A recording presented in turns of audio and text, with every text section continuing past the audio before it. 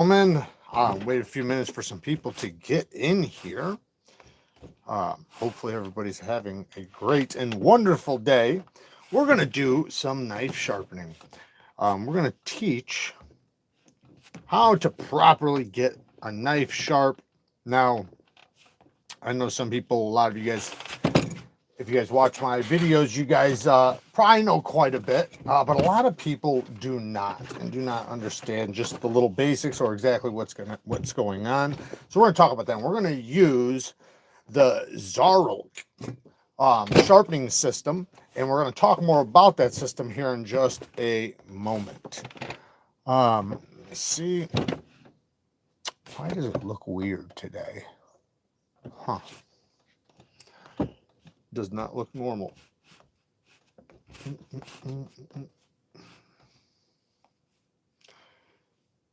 we go.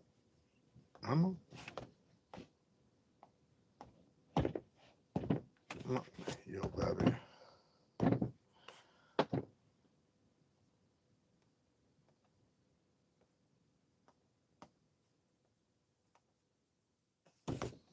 What's going on, guys? Thank you guys for joining. I'm just trying to pop this up. It won't let me press it for some damn reason. Or, I don't know, it didn't. All right. Not to go crazy. Not to flip out over here. I don't got the patience for that shit. Let me just turn this off really quick and turn it back on. Maybe that'll help. So we are going to do some knife sharpening today using the Xarilk, and we are going to talk about this system because it is probably the best bang for your buck system you can get. And I have a 15% discount code linked down in the description. If you guys do wind up getting one, it's 15 NEEVES 15. And by the way, they are making, because I know which I know this is going to kind of suck for the people that already went and got the TS Prof center clamp, which I don't think is a bad idea. It's a really good clamp, but they are making their own. They're making their own version, their own, basically this, the same thing. So we'll have that soon, and they're going to have some of the other little attachments that I mentioned. So that's awesome. That's good to hear too from a company, because man, there's so many companies where like I'll do a video like that and they'll never ever upgrade or do anything. So it shows that they're trying to they're trying to continue pushing their sharpening systems and do good for the sharpening community. Let me pull this bastard up this time and see if it'll work now. I just cannot get it to go. I don't know why. Just can't get it. Let me see if I go like this. Sorry, guys. I can't even see anything because I guess I can read it over here. Drives me nuts the way the sharpening rod arm keeps coming loose. Coming loose. I don't know what you mean by that, but are you talking about like flopping around? Well, that is another thing they could get, is a little stopper right here. They could hook underneath here, or do something. There's another system I have where there's a little rod that has a hook, and then you just basically, so it sits here like this, so you just basically go like that to it, and then when you're ready to use it, you just go like this, use it, right? Oh, you guys can't even see my damn finger. Stupid. It just basically sits here like this. So then what you do is, when you're sharpening, you're like this, and then when you want to hook it, you just go like that, and then you can move it and turn it out of the way. These little guys right here, the rod stoppers, you should definitely get those if you're going to get this system. Like I said, they are making their own versions. They're going to make that and the Y clamp, or the center clamp, which is a really good idea. I'm just turning you guys for a second. We're going to get to sharpening in 1 minute after some people get in here. We'll talk about the deal once again. Check out what we're going to sharpen, possibly. So I had a couple different knives in mind. One was the Cold Steel Recon M1 in Magna Cut steel. Wanted to see how they're doing their Magna Cut, because that one's made in Italy. Then I thought about doing the dang old Cacchetti. This is 154 CM, which is a great steel for like a small katana. Can you imagine if like you got a real full size katana in 154 cm, that'd be crazy. I'd love to see it. I'd love to see one in 14C even more though. Which is best for keystering? What do you mean? Which is best for keystering? Talking about sharpening system, or are you talking about the knives?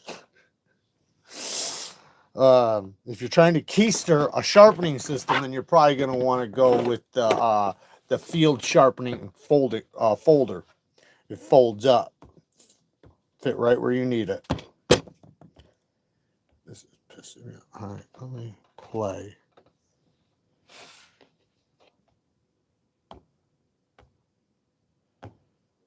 Yeah, there we go. No. Why is, man, it's so weird. I don't know what's going on with this damn device. Close player. Just give me 1 second, guys. 2 seconds. It just will not let me play my own shit. Play. I don't want that, and that's... Oh, did I just get it? Yes, I did. Thank God. Starting to piss me off. All right. Let me turn you guys now. Actually, you know what? Let me put this on this side so I can kind of look at you guys while... Are you guys going to look at me, I guess? Hey, Gage, man. Thank you for the 5 bones. I appreciate it, man. Thank you very, very much. That's awesome, man. We always appreciate the donies and the bones. Machete 63 is great, but keystering will make a mess. It absolutely would, especially if you're trying to get the sheath and the blade in there. Woo! Gonna have some problems. James K with the 2 bones. Thank you, man. Good to see you in Carabac. Thank you, man. Why is not playing? Let me make sure this is turned down. Make sure I'm not screaming. All right, you can rest your stone holder on a cheap adjustable cell phone holder. Works much better than the TS Prof solution. What's the TS Prof solution?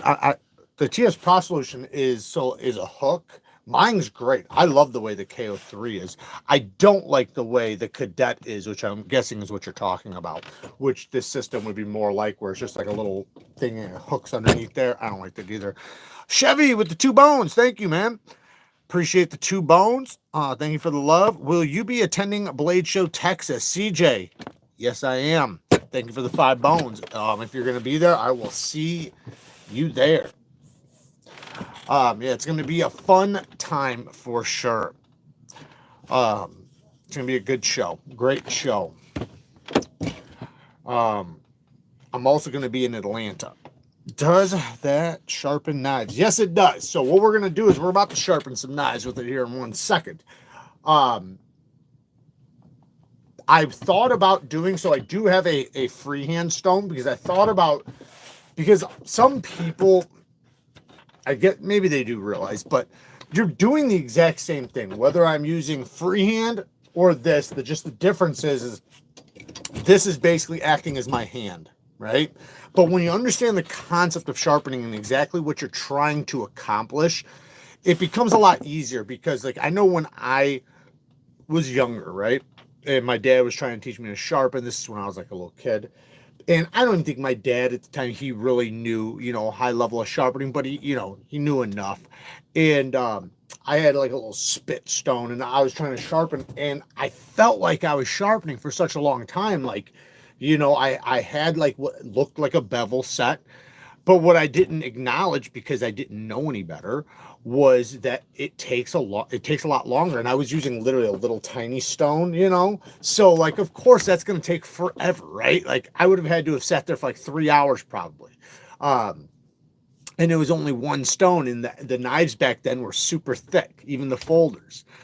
So I didn't realize, 1, how long it would actually take, but then 2, I'm trying to flatten the bevel, right? Like I'm not just trying to get the scratches down to the apex. That's one part, but I also want the apex to be flattened out nicely so that it can be nice and keen, which is a part that might be a little bit more difficult, but that's where it comes with locking your wrist. Now, if you have a fixed angle system, you don't have to worry about that.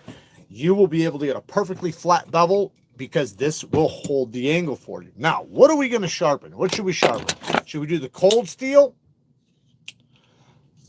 The Riet budget knife? The motherfucking Quichetti? Or I wasn't even planning on sharpening this. This would be crazy.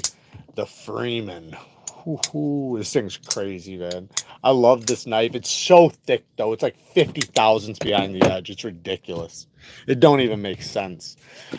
Join our membership to learn knife sharpening. Thank you, Todd. Yes, if you want to join us in, like, I do lives with my members, and we also do giveaways on there. So the live sharpenings we do there is a lot more personal because it's a limited amount of people. You know, it's just who the members are. And then I also offer one-on-ones for Rockstead members. And then we also do big giveaways. Like right now, we're doing a mystery box giveaway that we'll be pulling this weekend.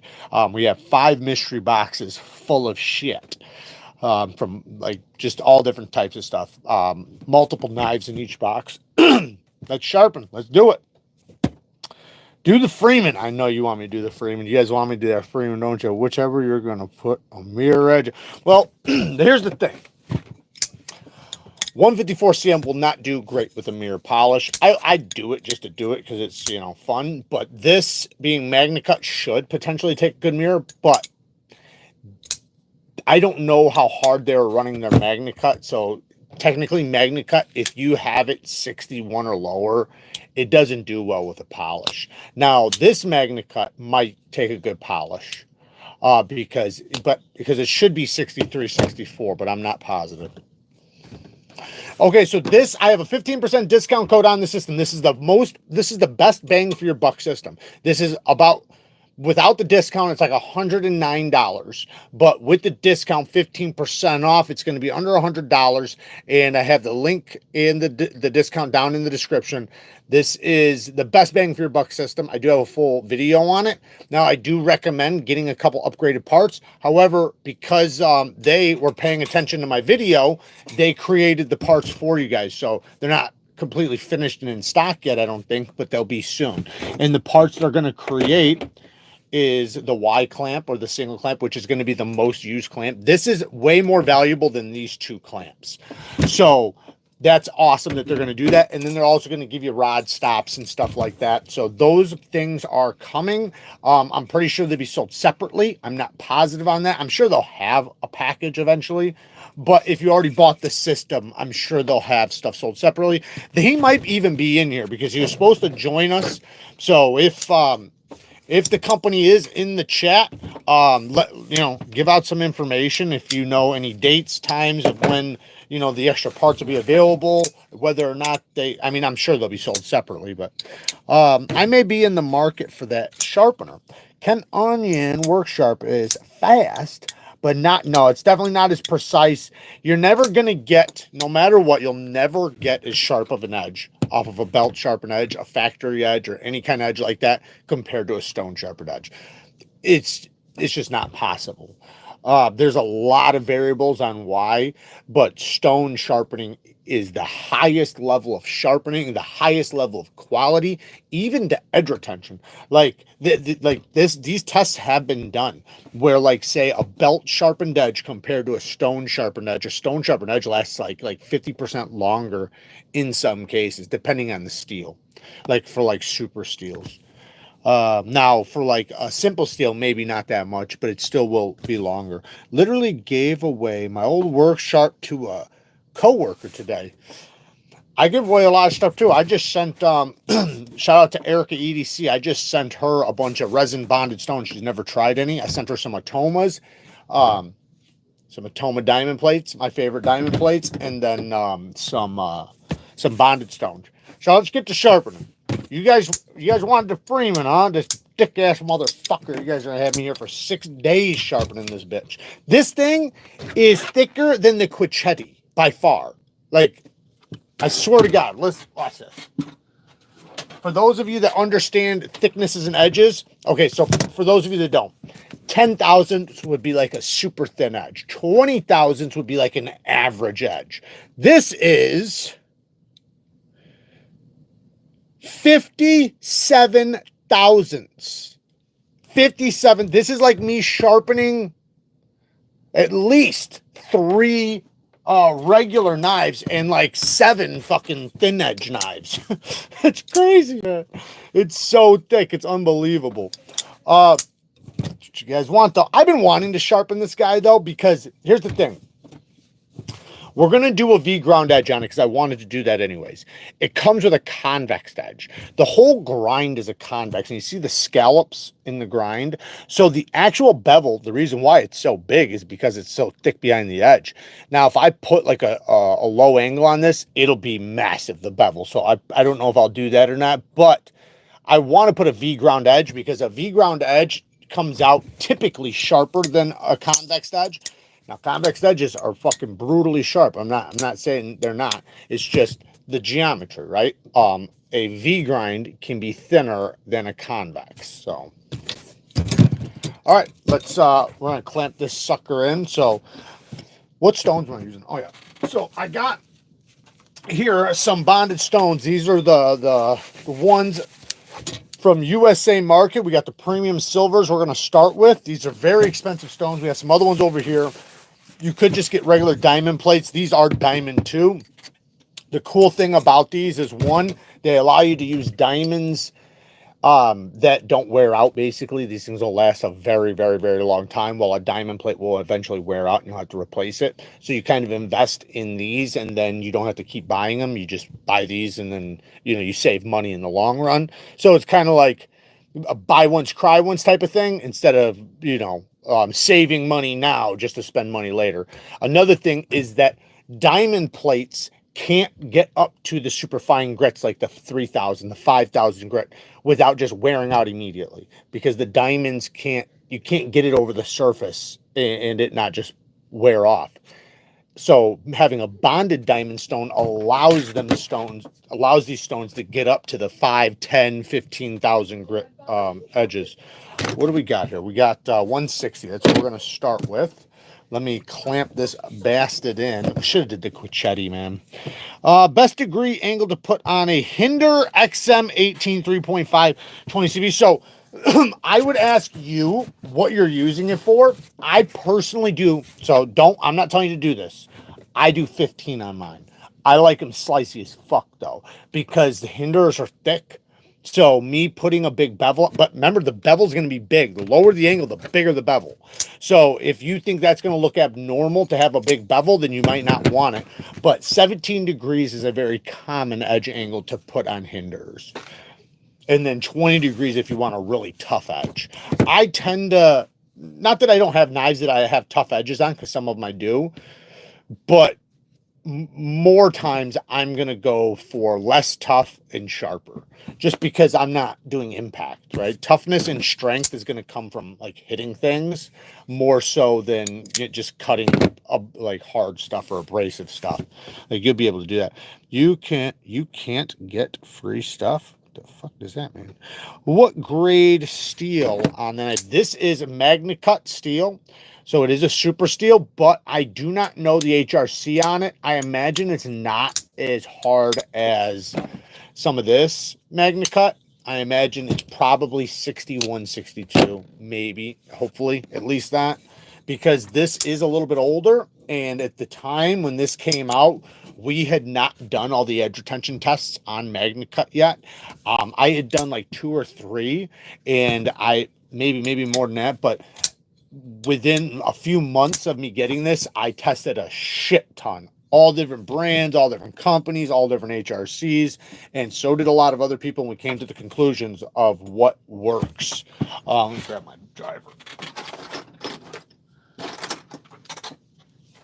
And 63, 64 seems to be the sweet spot for, tell me these things, for Magna Cut. Or higher. I'm not, should I tape it? Yeah, fuck it. This is Captain Tape with a K. Now, when you go to clamp your knives, a lot of clamps don't have the rubber guard. Some do. So since this one does not, I'm going to take this tape. I could tape the clamps, but it's a lot easier to just tape the blade. So I'm just setting it there to stretch it out a little bit and doing a little bit of a measurement. This thing's dull as fuck. Then lay it over the spine like that, and then fold it over, and I'll do that with like 2 pieces. And that should protect it, because this is a very wear resistant tape.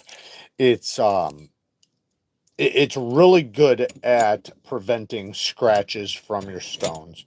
But see how I have it closed in as far as it will go? And this is a big knife. This is what I mean about this single clamp. I would use this single clamp normally on this knife, because look at how wide it is right now, right? Like, I don't need because the closer you get to the tip, the more difficult it is to hit the tip. So you want clamps that allow you to clamp it where the clamp's not close to the tip. Ron with the 5 bones, man, thank you, I appreciate it. Which bonded stones do you recommend for TS Prof? Well, I need to grab a different driver. This one's, maybe it's me. A little bit more. So I recommend 2 different ones. One, TS Prof does have their own resin bonded diamond stones. So if you're talking about bonded stones, let me just TS Prof KO3, since Venives are hard to get these days. So TS Prof has alphas. They're these. They're very expensive though. So you can get this set right here for like $500. I know it's fucking expensive. Or you could go to USA Market and get the KDTUs. I like these a lot. And then they also have the silver bonds, but the silvers don't go to the ultra fine. So I'm working with them right now to create possibly like a mix batch where it's like the best stones for each grit we have, meaning like the silvers feel like the best for me for the course. Then when you go to the mediums, it seems like the vitrified. Then when you get to the finer grits, it seems like the resin or the hybrids. So if I can add 2 of this, 2 of that, and 2 of this, it might be really cool. So we're working on that. But either way, any one of those are really good. USA Market, I have it linked down in the description. That's I definitely recommend them. All right, let's move this puppy up. So what I'm doing right now is I'm going to do my my angle. So if you guys can see this, I know the money's in the way. So you flip this up right there, and then now I can go like this. And they have little angle guides on this side. It's just little indicators, you know, but those aren't really that great to use. So I tend to just use my digi, but I left it over there. So instead of doing that, I'm just going to eyeball it. But I might as well teach you guys how to eyeball it. How about that? Let's show you guys how to eyeball. So this guy's on a spring tension. So I'm going to hook my stone and then hook it on that side. And I want to go up higher right now because I want to see how it does. Now, this can be a stone compensator. What does that mean? If I'm going to, say, switch from... I have so many fucking stones, guys. It's insane. Say if I'm going to switch from an Atoma to a bonded stone, and say the thicknesses are slightly different. My stone that I have on here, I'll measure right here. So I'll take and I'll literally take it just like that, and then now I'll tighten that right there. So now if I switch stones, say to something really thick, like this is another Atoma, but look at the difference in the thicknesses, right? So now all I got to do is loosen this and do the measurement of this one. Put it underneath the base right there, measure it where it's at, and then it'll be perfect. Now I don't have to check my angles, because otherwise I would have to check my angles and make sure I'm matching it up. This way you don't have to worry about that. That's really cool. So I'm glad that they at least put that on there. because that is a little bit of a game changer. All right, all I'm going to do, so this is what I'm going to do to check my angle to see where I'm at and if I'm happy. So I'm just going to take my stone and I'm just going to touch the edge, lightly going down, just like that. So right now we're hitting the apex. So that means we are nowhere near as low as we need to go. We are way too high. So now we are going to go up to about right there. Now we're getting closer, but we're still pretty high. They got a pretty low angle on this bastard. All right, let me just make sure this thing is solid. You don't want anything coming apart when you start moving, so always check all your hardware. Always check and make sure everything's tight, because things will happen. Like I've even had these, like when I'm pushing down right here, this will pop up and fly, and then you know, fucking cut yourself. All right, so we are about there. We might even be a little bit lower. So what I'm doing right now is I am looking at the scratches on my edge, and I'm making sure that they're hitting the top of the bevel and the apex. So when I first started, the reason why I knew it was too high was because I wasn't hitting back here. I was literally only hitting right here. I could see the scratches. You can actually see the beginning right there, how I was only hitting the apex. Now my scratches, if you look, they're hitting the entire thing. Like you can see it. You can see how it's scratching the entire bevel. Near the tip, it is off a little bit, but that's because they used a belt and I'm using a stone, so mine is perfect. Theirs was not, which is okay. We will, oh yeah, that might look a little weird. I might have to do this freehand. That has nothing to do with the system. Everything to do with the knife. They, man, that's tough. So what's happening is I'm basically getting a micro bevel at the tip, but the rest of the knife, I might have to sharpen something else, guys. Like I said, it's nothing to do with this system. It's everything to do with this grind and this knife. I don't want to. Let me just look at it. I'll see. I just want to see how it's doing with the tip. Make sure I can possibly start getting. Yeah, maybe, you know what? We're gonna run it. We're gonna run it. See what happens, right? See what happens. Hey, with the 20 bones, Hector, man. Thank you, man. I appreciate the 20 bones. I appreciate that very much. It says, found your channel year at a dark time in my life. That's awesome, man. I'm glad that happened. But your videos helped me out a lot. Since then, I got married, started my own company, and my first blade show in Dallas on my birthday. I'm happy, man. Thank you for the vid. Dude, that is amazing, man. Give that comment a like. That's fucking awesome, man. And good for you on the marriage. That's one thing, for sure. Congrats on that. And congrats on the first blade show. That's always a good time.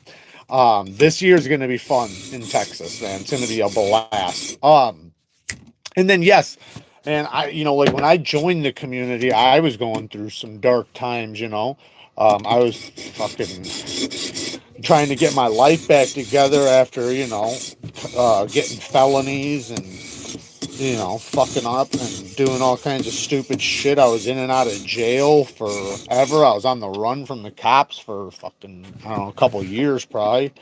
But, eventually it always catches up to you. So after going through all that, man, I was trying to turn my life around, and I was blessed enough to have family and, people around me, but you got to put your head in the right space. And I don't have my fucking paper towels. What an idiot. I might have to go grab my paper towels. I'll just grab something to improvise for right now. But yeah, I needed something to take my focus, man, because it's tough changing your life, man. Changing like everything about yourself, you know, from your habits, your patterns, your everything, your speech. Sent you a picture on email. Suggestions, referencing. Thank you for the 20 knocks.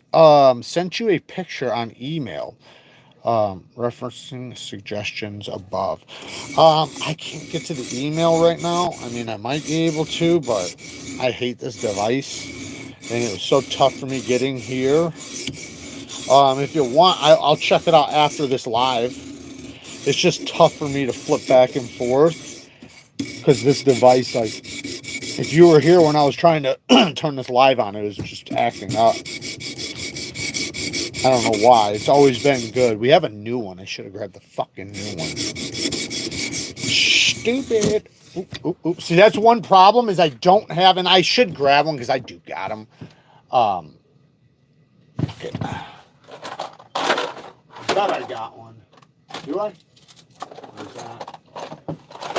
I'm looking for a, I should have one.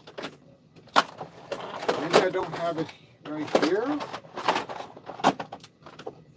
I guess I can't find it right now, but I was looking for, I know I got one though.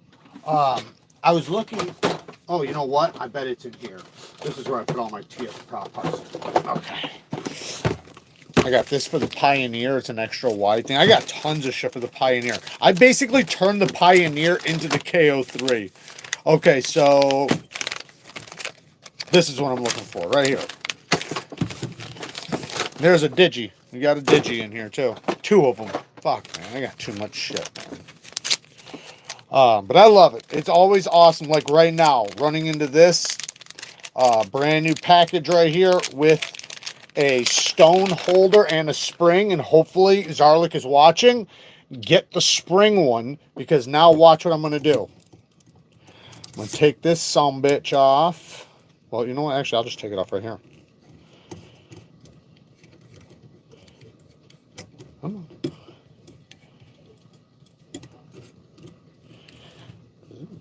Oh, it's all the way through, ain't it? Oh, that's cool. Maybe not. Right. Yeah, it is. Wow. That's even threaded. That's actually kind of cool. And then what I'll do is I'll put this in here. Hopefully it'll fit. Oh, yeah, I just got to do this. And there's the other one. Nope. Yep. Sorry, guys. So what I'm doing is I'm giving myself a stopper because what's happening is my stone is going to ride up on my knife, and that sucks. You don't want that to happen.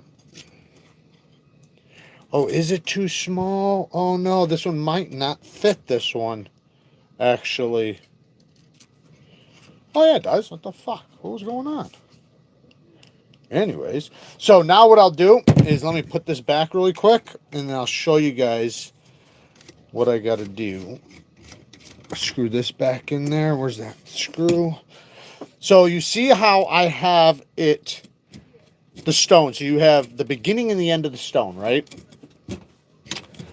Obviously, beginning, end, right? So I want a stopper here so that it can't fall off and do that, right? So that would be this one right here. So what I do is I find it, and then I screw this in really tight right there. And now it stops it from falling off, right? Now, when I go this way, I don't want this to go like this because this is the worst one. If I go up like this and I allow it to go like that, I could scratch my entire blade. And nothing's worse than sharpening a $500 knife and then fucking it all up. So what you can do is you can take this little guy now, and I can find right where I'm going, right there. Bam. And then check this out. Because it has the spring, it'll bounce. So it's not just going to hit and go bang, bang. It's going to just bounce. But it's not going to go past. So I still have room. So if I do push it, it's not just going to go all the way up on the thing. It's giving me a little bounce back, which is nice. The spring one seems to stick in the gimbal, but a washer fixes that. We're good.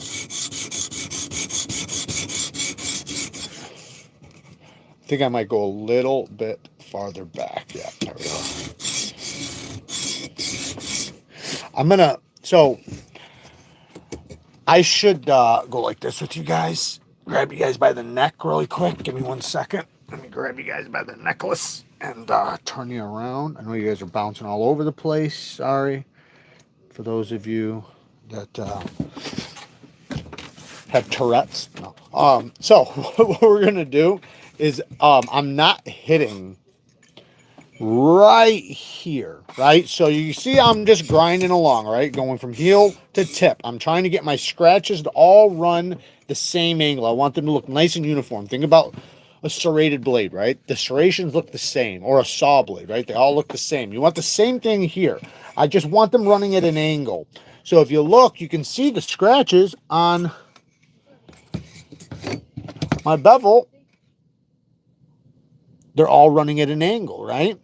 The tip is missed, and then I have a spot at the heel. So to get this heel spot, the trick is you take your stone. Now, don't do a lot of this. This is just a simple thing to do to get by. So all I'm going to do is I'm just going to kink it like that, and I'm going to take the corner of this stone, and I'm going to get down in there. But if you do it a lot, it'll be a completely different angle here. You're only doing it just a little bit. And you don't even want to get the whole thing yet. You just want to get a little bit of it and then blend it in. Then do it again. Blend it in.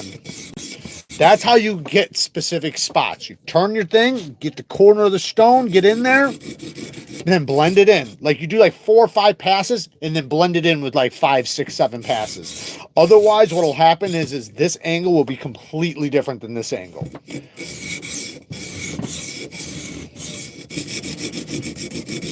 It's almost got it. This tip though, man, it's basically like a micro bevel. It's starting to grind though. It's just thicker, so just gonna take more life. I want to put my finger there. That's the one thing is this thing, I wish I bolted it down. The thing is I like to move them. So what I'll probably do is put a weight on it. I got some weights I could use. Something like that. Could just put some of these heavy ass stones on. Oh shit, that is good. Those stones are heavy. Oh, that worked perfectly actually. All right, let me feel this. I feel it bouncing a little bit. There we go.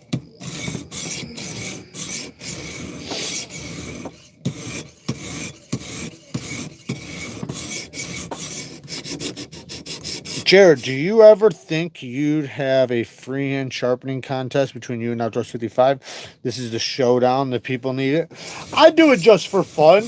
The thing is that there's always variables that are not considered. And then where do you, how do you do the judging? Because check this out. I did a contest at NAFs between me and his sharpener.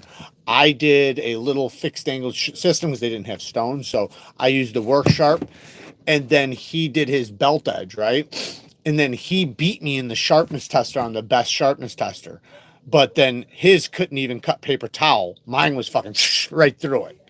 So but that's why I always say that thing's bullshit. It's all bullshit. And the thing is that I went first, so he went second. So no matter what, it's going to be almost impossible for him not to beat my number because it's so easy to manipulate his number. I'm not even saying he did it on purpose.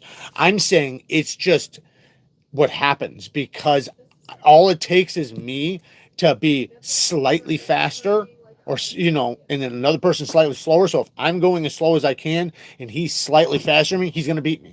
That's how that system works. It's the most inconsistent sharpness tester ever to be created.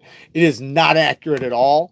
Now, if you are doing it by yourself, for yourself, and nobody else is looking and all that, then yeah, you can kind of get some averages. But even then, it's not very accurate. But competitions, It's all bullshit. It can never work in a competition, ever. So you have to figure out what the criteria is. Me and Outdoors 55, we both kind of have some of the same criteria. Whittling hair, paper towel cutting. I would say the best way is like swirls through paper towel, right? Like if you can do a swirl through a paper towel, that is... I can't think of another thing to test a sharper edge than that off the top of my head. But I will say this though. I reached out to Steve Kalari. Those of you that don't know Steve Kalari, he's a custom knife maker, does some of the best heat treatments on the planet. In order to create the sharpest edges, sharpest everything, you need a couple things. You need one, really good geometry, so very thin geometry, and number two, a badass heat treatment with a high HRC. So I got and a steel that takes incredibly sharp edges. So I got him doing some 4V for me at a high HRC with super thin geometry, and I'm gonna polish the entire bevel to a 0 grind. I'm gonna make my point of doing all this is I'm going to try to create the world's sharpest knife ever. I think I can do it. I know people are going to argue like, oh, people have done those videos. They're not going to be as sharp as this. Never. There's no way it'll be as sharp as this. This is going to be the sharpest knife. It's going to go down the Guinness Book of World Records. I should call them up. Anybody got them on speed dial? Using the corner right now, trying to get that spot. Now I'm blending it in. Told you, man, this thing is going to take a while. I told you guys. You guys fucking had me do this one. Should have did the Quichetti. We'd be already done with one side. I want this sharpener. I think I will get it in May. Yeah, you should. It's a good system. Like I said, by then, they'll have their other parts, because otherwise I would say if you buy it, make sure you get the little attachments. But it still keeps it in the cheapest price range. Like there's no system this quality and made out of this materials under $200. This is under $100. It's there's no competition, especially because you can easily buy upgraded parts for it already. So now I'm not saying it's as good as a TS Prof, because it's not, but it's also 5 times cheaper, so or like 3 times cheaper. I want the, oh, I read that one. What angle usually takes to cut a paper towel? So, you can cut a paper towel with 20 degrees, even 22 degrees. It's just, so what cuts a paper towel is 2 things. One, you have to have a good apex. So you have to have a good V, right? It can be a convex, but the point is that it's uniform, right? You're leading to a keen apex that's been deburred properly, and it actually is a sharp angle, right? Then number 2 is the bite, which is the teeth. So you have the teeth, which is what's making these scratches along this bevel, right? That's, oh, fuck my shit up. You can see the scratches. Those are the teeth, right? So what you need is you need sharpness and then bite. If you're missing one of those, it won't work. If it's not sharp, it won't break. It won't split the paper towel. If it doesn't have the bite, it'll slip off of the paper towel and it won't continue to bite and cut. So that's basically what it is. Now, I will say this. A 15-degree bevel is going to cut through a paper towel far easier than a 20-degree bevel. The lower the angle, the sharper it's going to be, the cleaner it's going to cut. Doesn't matter what it is. There is a balancing point, though, not for paper towel, but for other things where you're going too low and now it's fragile. Like, obviously, like I could create the sharpest edge in the universe, but if I tried to cut something with it, it would just shatter. Right? So you do have to preserve some sort of toughness in order to show how sharp it is, right? Like if I'm going to cut through water bottles and stuff like that, a water bottle, while it's very easy for a knife to split, if something is so thin and so fragile, it could deform from something like that. And I'm talking about like a crazy level of thinness right now.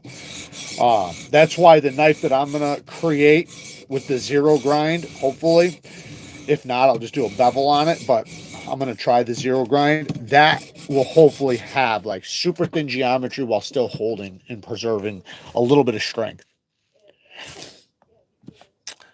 Just took a knife to 15 degrees for the first time to slice paper towel. There you go. How'd it go? Did it work? I bet it worked. As long as you deburred it well, because that's the thing.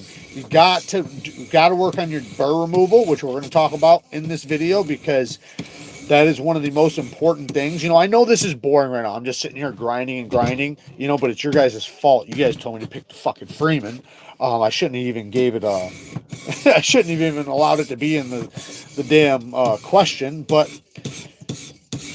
I'm not going to be able to get the entire tip. It's probably not going to hit. It'll take way too long, but we got the tip, so we have a tip. That's the most important part.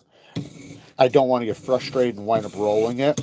I'm going to give it just a little bit of work and then putting my finger there. So, because when you use any fixed angle system, this is the two most important parts to know, and this is the two things that you will run into the most, right? This is going to be the most common fucking problem you run into. The tip, if you are dragging your stone across right here and you get to there, it's going to go like this. And when it does that, it's going to roll your tip and it'll be a nightmare to get out.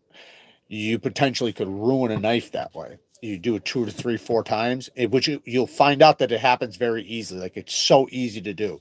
So what you do is you want to make sure you stop either right when the stone hits the tip or up to the middle, but never, ever, ever let the tip go past the center of the stone, because that'll be the tipping point.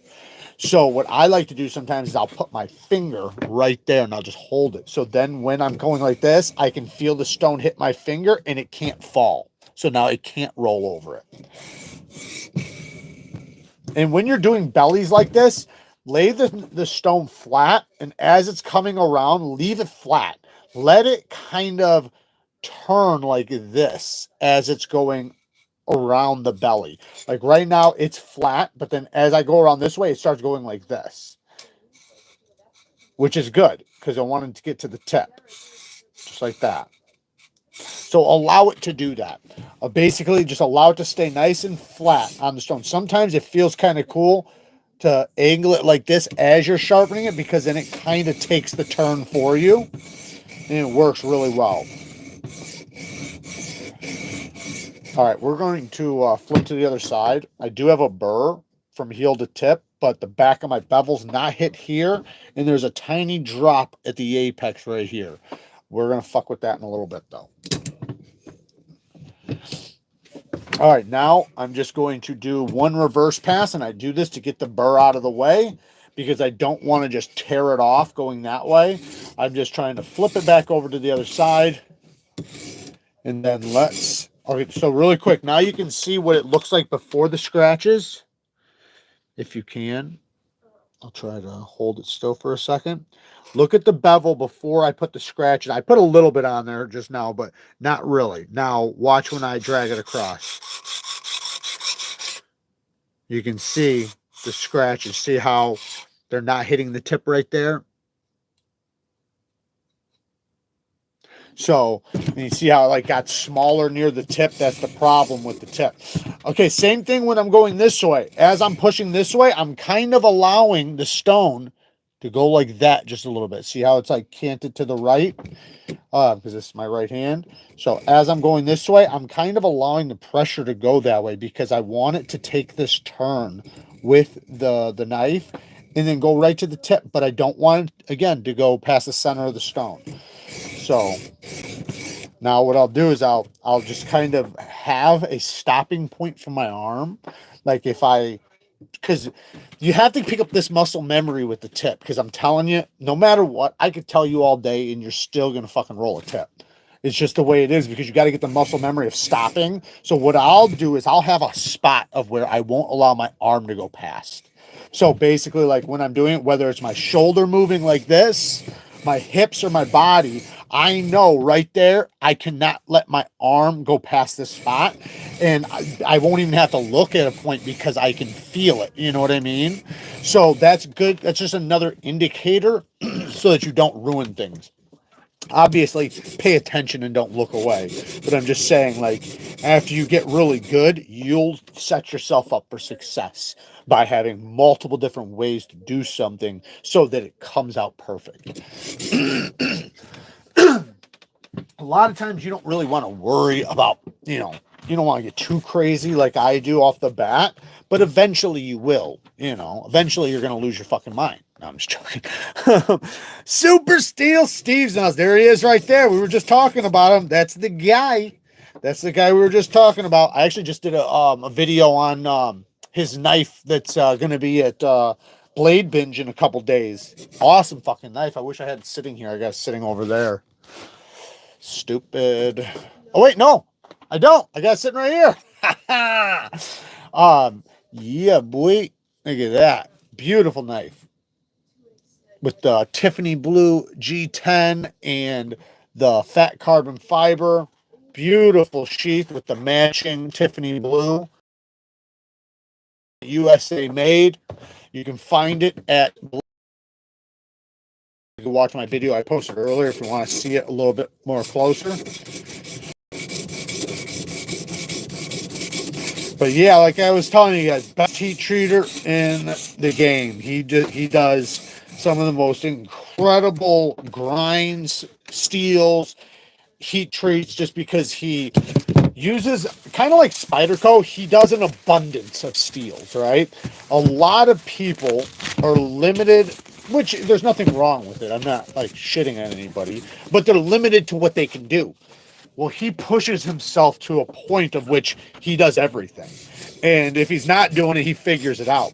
Hey, Steve, you know what? I'm working with a Taiwan company right now, right? Well, I asked them about getting crew wear. They said they could get it, but the thing was, it would take them a little bit longer for whatever reason. But they said they had another steel in-house that was very similar to crew wear. I'd never heard of it before, but I went and looked into it, and it does seem on paper that it's a better version of crew wear. I think it had a little bit more corrosion resistance, same amount of toughness, and then a little bit better edge retention or something. Like, he was like right there with it. Sounds really cool. But I'm gonna possibly get a knife design done in it. I'm gonna get some prototypes first and test it out. Our knife is gonna be circumcised. Yeah, we're gonna circumcise a neck, a fucking neck. Oh, my old stepdad used to have a joke. He used to say, "You ever smelt mothballs?" And then when you were like, "Yeah," he's like, "How'd you get their legs apart?" Those of you who don't know, mothballs, because I know like you don't see them anymore, so younger people might not know what mothballs are. Mothballs are balls, right? They stink like ammonia, and people used to put them under their trailers to keep raccoons out. Some people would put them in their closets to keep moths out so they didn't eat their clothes. And it was a common thing you seen when I was a kid. So like everybody knew what mothballs was. Now I haven't seen it since I was probably 10 years old. But I remember like crawling under houses and campers and trailers and stuff, and you'd always see piles of mothballs under there. You go in grandma's closet and you'd see fucking mothballs. Keep them moths out. My picture's blurry. Oh, is it? Looks clear on my end. I'm watching it too, like you are, so maybe it's just you. No, it might be fucked up. I don't know. I'm technically, what I'm saying right now, for you guys, I said 15 seconds ago or something like that. So there's a little bit of a delay. What sharpener are you using? So this is the Xarilk, and this is the best bang for your buck sharpening system. And they are making, I did a full review on it, talking about attachments that you should get, that you can get from another company, because another company makes parts that fit this perfectly. However, they're making their own. So very soon they're going to have all the attachments for this thing. They are going to build it up. they're happy with this one because they had a couple other ones that wasn't as good, but they're gonna try to tune this up. But it allows people, because listen, I still recommend a TS Prof, Hapstone, a WorkSharp. I still recommend those guys, but there's gonna be guys just not gonna be able to, afford a TS Prof. Like, it's just the way it is. It's difficult to tell somebody, dude, you should spend fucking like $1,000, and you should probably spend another 500 on stones after. Do you know what they got? TS Prof's got this new setup for $1,600. You get the KO3 plus bonded stones, plus the diamond plates, plus a bunch of attachments like for scissors. The only thing you need to get after all that is the single clamp. They always leave that fucker out because they know you're going to need it. They know you're going to buy it. But it comes with basically every attachment. It's well worth the price, but that's a hard pill to swallow. It's fucking tough. Thank you, Todd. I appreciate it, man. That is the link right there. You see the code. Todd is the motherfucking man.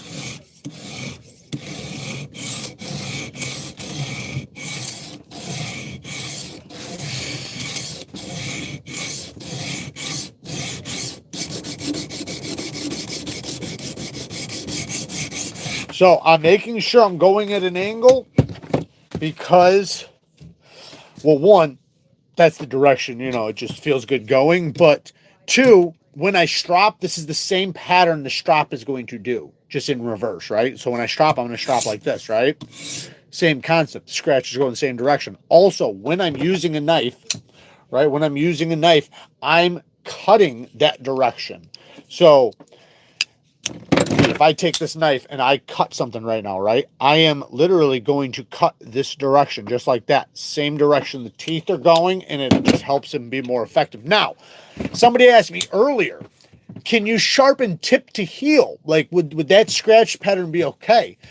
And I said, it'd be fine. It's still going to work, but the thing is that your scratch pattern is going to be different for stropping, so it's not going to work. But two, this is the biggest thing, because you can do, I guess, the backwards way to strop. But the problem, or not the problem, but when you'd want to do that maybe if you're working as a chef and you do those cuts where you cut from tip to heel, where you cut like this, not like this. Does that make sense? I just cut myself right there. Instead of cutting like this, you cut like this, In that case, maybe that would be good. I just cut myself. Don't make me do a My Medic commercial. I'll do one. I will fucking do one.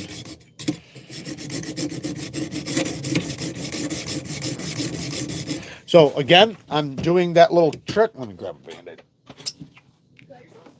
Oh no, I literally just, it's like a blister thing. I did cut myself, but it wasn't like a cut. It's just like it skinned a top layer of skin off. But luckily I got My Medic always right on hand. And they got the best motherfucking Band-Aids in the world, the Super Skins. We're trying to team up with these guys right now. I really want to get these things on my site because these are absolutely the best Band-Aids to ever exist. Like, look, you can spread them wide or long. Like, look how small it is. Watch how long I can make it. I can make it long. I can make it wide. It literally feels just like your skin when it's done. I can bend it all around. I can do whatever I want. I can get it wet. It'll dry. It breathes. It allows your skin to actually fucking heal instead of just getting wet and soggy. That's what happens every time I wear a Band-Aid. This is why I'll never wear other Band-Aids besides these. I got to keep getting these because every time I wear Band-Aids, it gets moist underneath and it starts like deteriorating my skin, and I fucking hate it. And you got to take it off. You got to let it air out. And if it's a really bad cut, you really don't want it to, like, to undo it, because then you're sitting there with your wound open and everything. Not that that's the bad thing, but the bad thing is like you're going to bump it, knock it, you're going to do something. So it's nice that you could leave these on until it's healed. And it heals. It actually heals faster. Okay, so again, I'm doing the kink kinking it to the side right there to get this little spot right in the heel, because again, we're having that same little issue. So I'm just going like that, letting this corner hit right there in that corner, and then I'm blending. Now, you would do the same thing with freehand in some circumstances. Like, say if I was going to sharpen this and I had the same problem, what I might do if I had the same exact issue right there, I might go like this with my knife. And it's like, it's not that aggressive, but just a slight version of that, like this, you just can't tell. And then I would dig into that corner right there and then blend it in. So everything you do on this is the same thing you do freehand. Just the difference is this is my hand, right? And, you know, obviously this is the stone, but I'm just saying, like, it's just doing it the opposite. But the same motions and everything are still going to be true.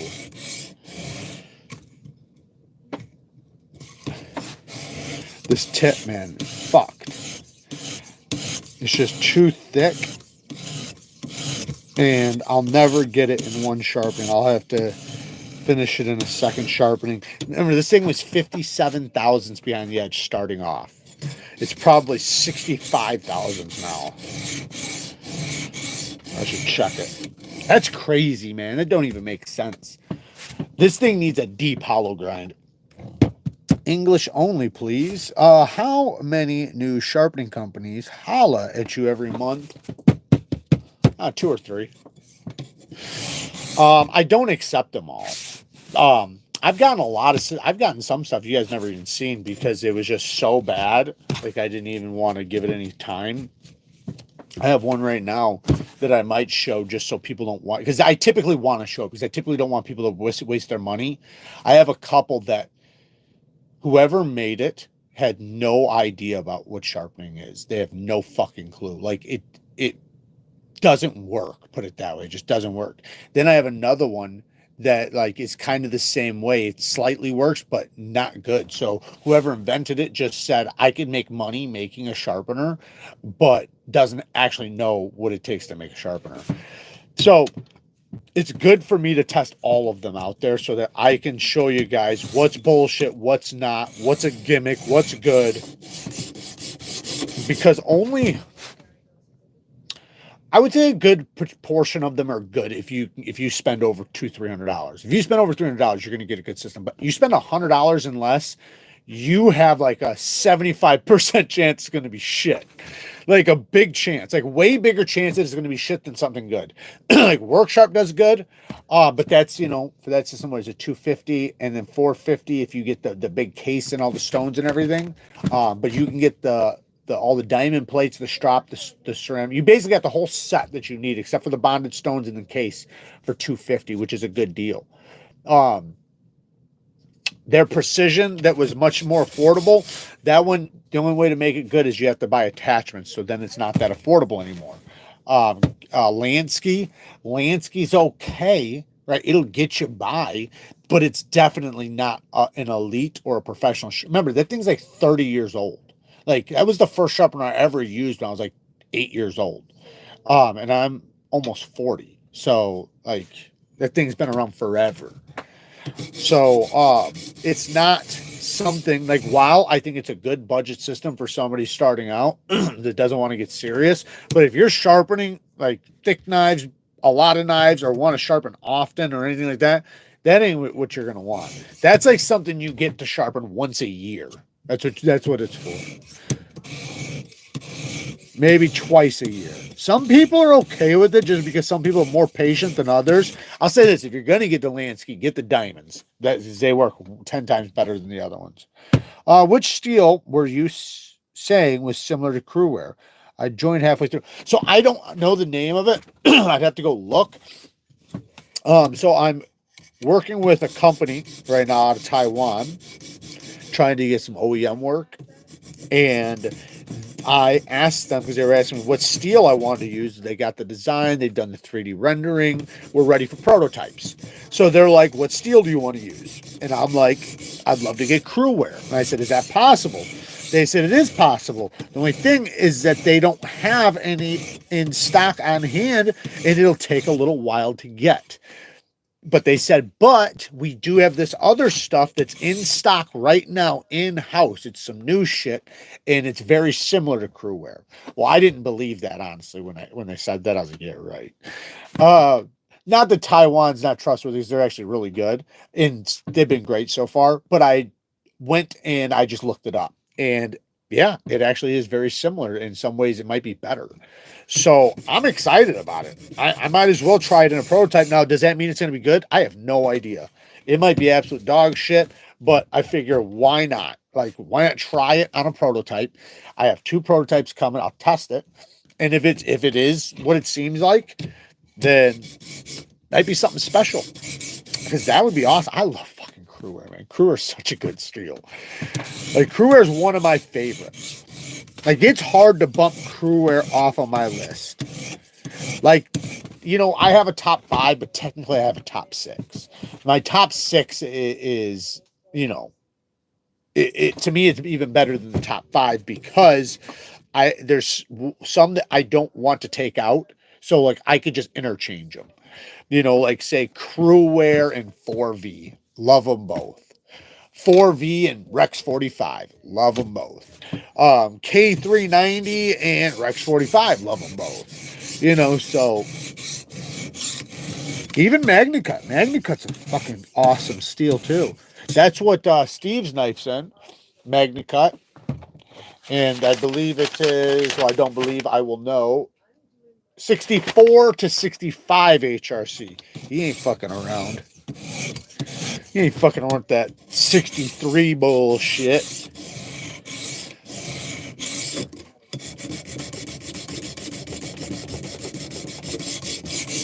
Damn, this thing is so thick, man.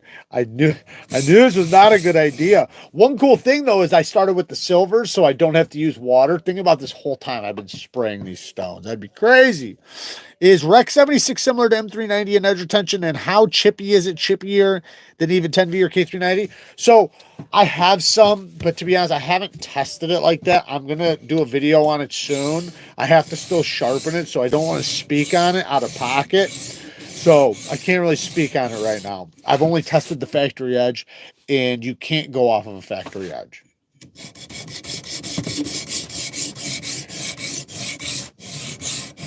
It's supposed to be pretty good, though. It's supposed to be good shit. And once I put my own edge on there, it'll be way easier for me to it'll be way easier for me to strop it and keep it going and stuff. Factory edges, while some of them do strop well, some of them do really well actually with stropping and everything. Not always. So sounds like you're filing, and it is like file. That's what this thing is. It's definitely an accent. We're almost done, man, because I'm not gonna finish this as far as literally making it perfect. I'm not trying to make it perfect. I'm just trying to make sure I hit 98% of the apex. So I'm missing a little tiny cut hair there and a little tiny bit in the back of the bevel here. So we're hitting 98% of the edge. Because at the tip, we're still hitting the apex. We're just not hitting the back of the bevel. And you can actually see it. Let me rip this off because we're going to switch stones. You can see the tip where it's like shiny right above my nail right there. So I'm going to move it. See how it looks a little different? Hopefully you guys can. So that's because it's not hitting the back of the bevel yet, which is fine. Fuck it. We'll just get it on the next one. So we just did... But didn't we just do the 160? I feel like I just took this one off. So we just did the 160. I'll jump into the 240. I hope I had the right stone in. 240. Let me just look at it. Yeah, it's different. All right, I think. Bang. All right, so now I'm going to flip my burr back over by doing a reverse pass. Get that burr out of the way, and now we're going to town. And we're not going to, I mean, I guess I could try to mirror polish it. Thing is, though, is that we're going to be missing spots in a couple parts of the bevel, but we can do it. I mean, see how sharp we can get it. See how this MagnaCut is. Like I said, I think this MagnaCut's like 60. I'd be happy to hear it's a 62, but, you know, I can just feel it's probably like 60. 59 to 60. I guarantee if you contacted them and asked them, hey, your first Freemans that were in Magna Cut, what HRC was it? I guarantee, you know, and I don't know. I have no idea what they would say. But just based off of my feeling right now, I'd say they would say 59 to 60. What are you doing? I know. It's crazy, right? It's crazy. We're doing a V-ground bevel on a convex grind on the Freeman, which is a damn beast.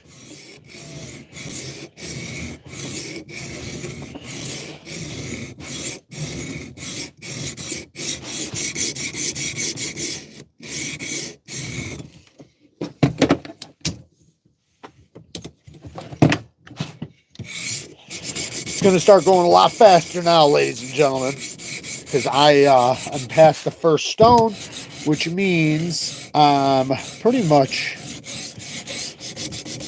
I mean, I have a little bit more to hit, but I'm not going to worry about it. I'm just going to worry about getting through these damn stones. All right, so we went to the 240 just now. We're going to hit a vitrified now.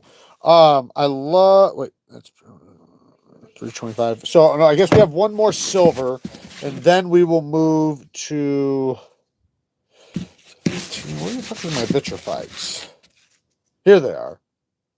225. Oh, wait, actually, we might not be able to. That's a little bit lower of a grit. We're already past that. So this one might be, yeah, so there we go. We got a 550 vitrified. So many damn stones.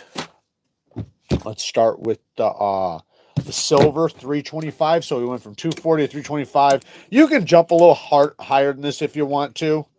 If you want to get a really good polish, sometimes it's good not to jump, because the thing that's going to come out in the end, if you're looking for the best polish, and I'm not talking about the best polished edge and sharpness right now, because the best would be to make sure you have good serrations still, that are just very shiny. But if you're wanting something that's very mirror, like where there's hardly any little tiny scratches, then it's good to do little jumps, like, you know, 150, 250, 350, 600, so on and so on.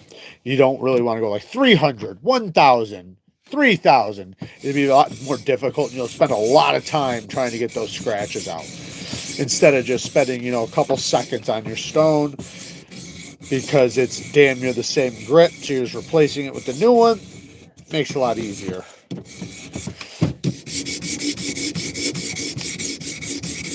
If anybody's ever sanded a table, it's kind of the same thought process with sanding a table. It's like your polishing cloth isn't going to do shit if you don't do your grit progression.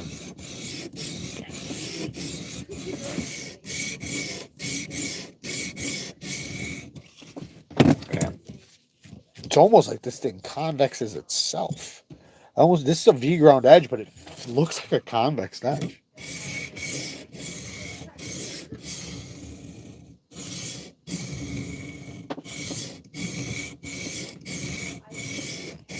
Getting that body moving. Get your body moving. All right, what do we got here? Look through a 90X jeweler's loop after your sharpen. Before and after. Stropping is always as cool. I use my, I got a, you guys can't see it, but I got a magnifying glass over there. I also got one behind me over here, but that's the one I've been using. So that's what I tend to use, is that. Okay, we got the mirror. Flip that fucker over. Get back to work. See how he positions teeth? Yep. Yeah, you want to go heel to tip at an angle like this. So, like if this was the knife, you want your teeth to go like this up the edge. So it's all at an angle. Very similar to VEF serrations. Look it up if you don't know what that is. VEF serrations. Or even just a saw blade. Like, think about a circular saw blade. Same thing, right? They're running at an angle. Usually, not all of them, I guess. I guess metal blades are straight up and down. But hey, Jared, got my WORKSHARP Pro Precision Adjust Elite yesterday. I've done a kitchen knife LMAX 154cm, and now M4. This thing is amazing. Your video has been on repeat, though. That's what I'm talking about, man. I appreciate that. Hell yeah. Got to get them views. Thank you, man. I greatly appreciate that. Don't be afraid to tap one of those ads every once in a while. You ain't got to buy nothing. Just click on that son of a bitch. Or watch it for more than 30 seconds. It helps the channel if you do. So like when you see the ads at the beginning of the video, remember I didn't pick those, YouTube did. But if you click on them, or if you watch them like for like 30 seconds to 60 seconds, it'll benefit the channel. If you just skip them, it doesn't really do anything for the channel.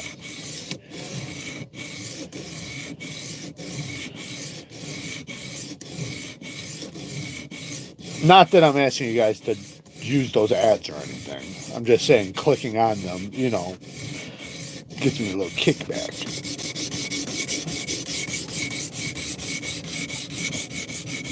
Now, if you use it, then it's even more, obviously, right? Check my scratch pad. You know what? I'm going to go a little bit longer with this one.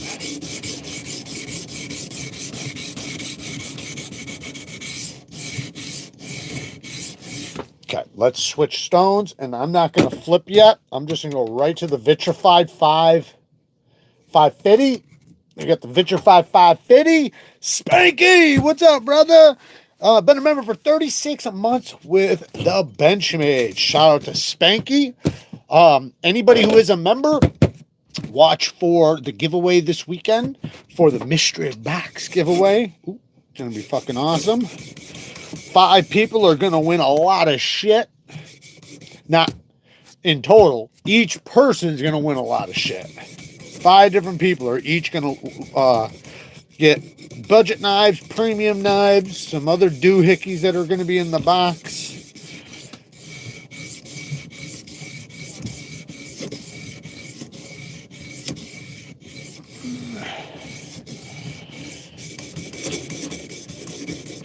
Is this stone thickness different or something? I don't think so.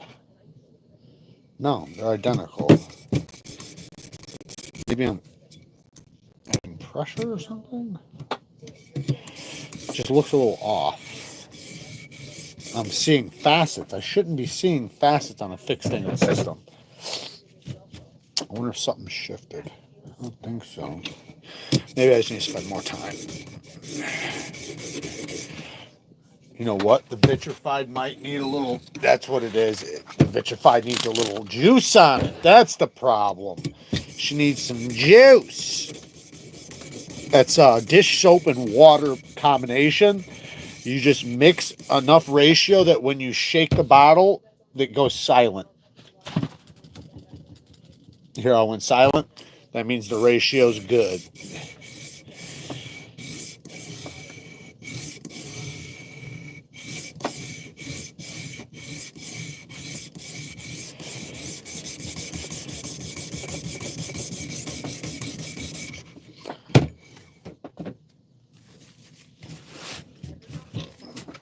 Yeah, that's a lot better.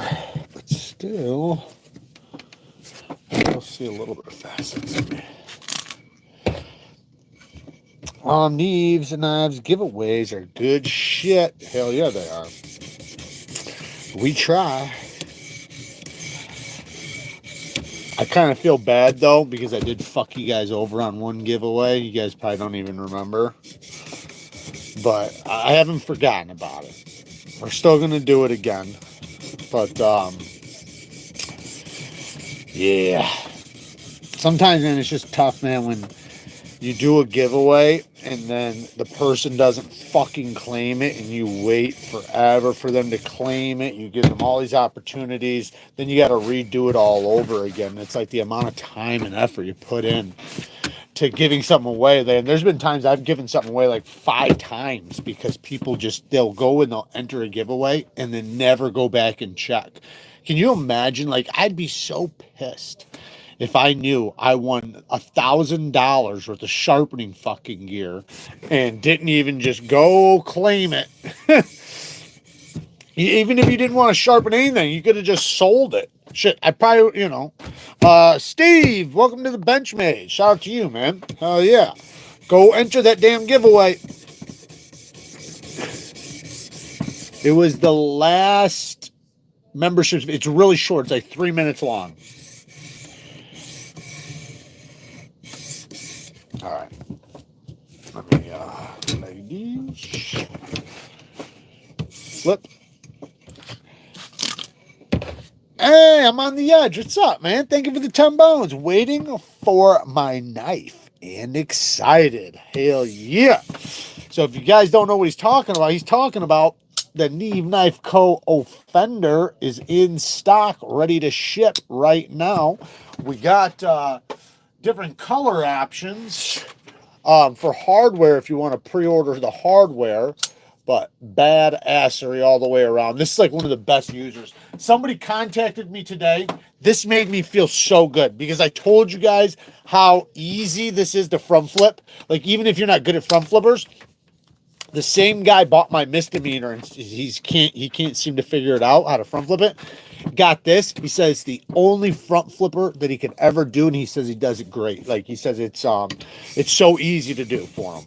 That I love to hear that because that was my whole goal on designing that front flipper was I wanted it to be for the people that can't get the front flipping action down, because I know that I've had some that suck, and then I know I've had some that are just amazing. So you just got to get the little details down to make it amazing. Nobody listened to Eric because he's with the Benchmades. Thank you, man. Thank you for the support. Definitely going into that damn giveaway. And just so you guys know, Rockstead members, premium members, they can request a one-on-one. They can request a one-on-one with me, but you also, if you're a Rockstead member for 12 months, you automatically get a premium knife. So you pretty much get all your fucking money back. That's what I'm trying to say. And by then, you probably already won 1 or 2 giveaways too. Pretty much, the members get. I mean, not that everybody's gonna just win, but eventually, if you stick around long enough, you're gonna win. And a lot of the people, a good portion of the people, get their money back pretty quickly. You know, like meaning like they'll wind up getting a knife that was worth more than they spent, or you know, at least maybe right on par. Typically, I think it'd be more, but because since companies send them to me, it's a win for me either way. Granted, I could just sell them, but it's funner to just give them away, you know? But that's why it's cool to have members supporting the channel, because it obviously takes fucking money to run a channel, right? No matter how you split it, it takes money to do this shit. And especially when you start doing it at the level I'm doing it, where you're traveling around and doing all this shit and doing thousands of dollars in giveaways and everything, it costs, you know? So it's great to know that you have a support system out there fucking with you, you know? Plus, I think that there's a huge portion of the knife community that are just tight. Like they kind of all just stick together, and not just stick together, but like we know how each other are, and we tend to support each other and help each other, you know, in any way we can. And I think that that's one thing that attracts people to the knife community is how awesome some of the people are. Like some of the best people in the world. Like just men that'll literally give the shirt off their back for you. And those are the kind of guys I like to surround myself with. I'm just hitting this side one more time. I know that this already hit this side, I think. I think it did, yeah.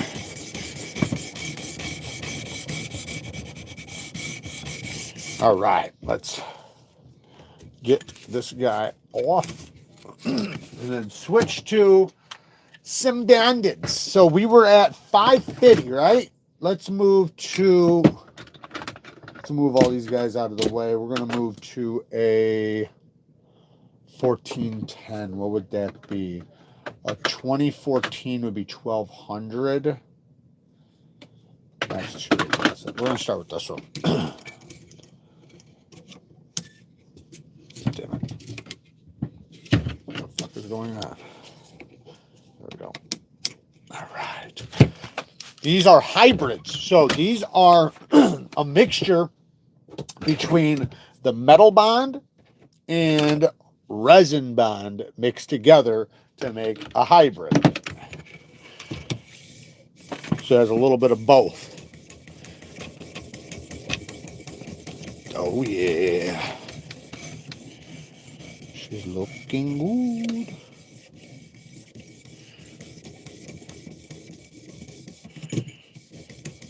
I like this thing has this guard too. This is cool. I have actually came off the edge, and this was at the end. I was done sharpening. The thing was a fucking razor, and I just happened to have slipped and went right across my thumb, and it cut me good. And I barely touched it. It's just the edge was so sharp. So this thing will prevent it. So if it does slip, you know, you got a hand guard. I haven't seen any other companies do that, so that was just brilliant. I wish other companies would adopt that because it is a cool safety feature for sure. Naming snakes is very brave, as we don't know who they be.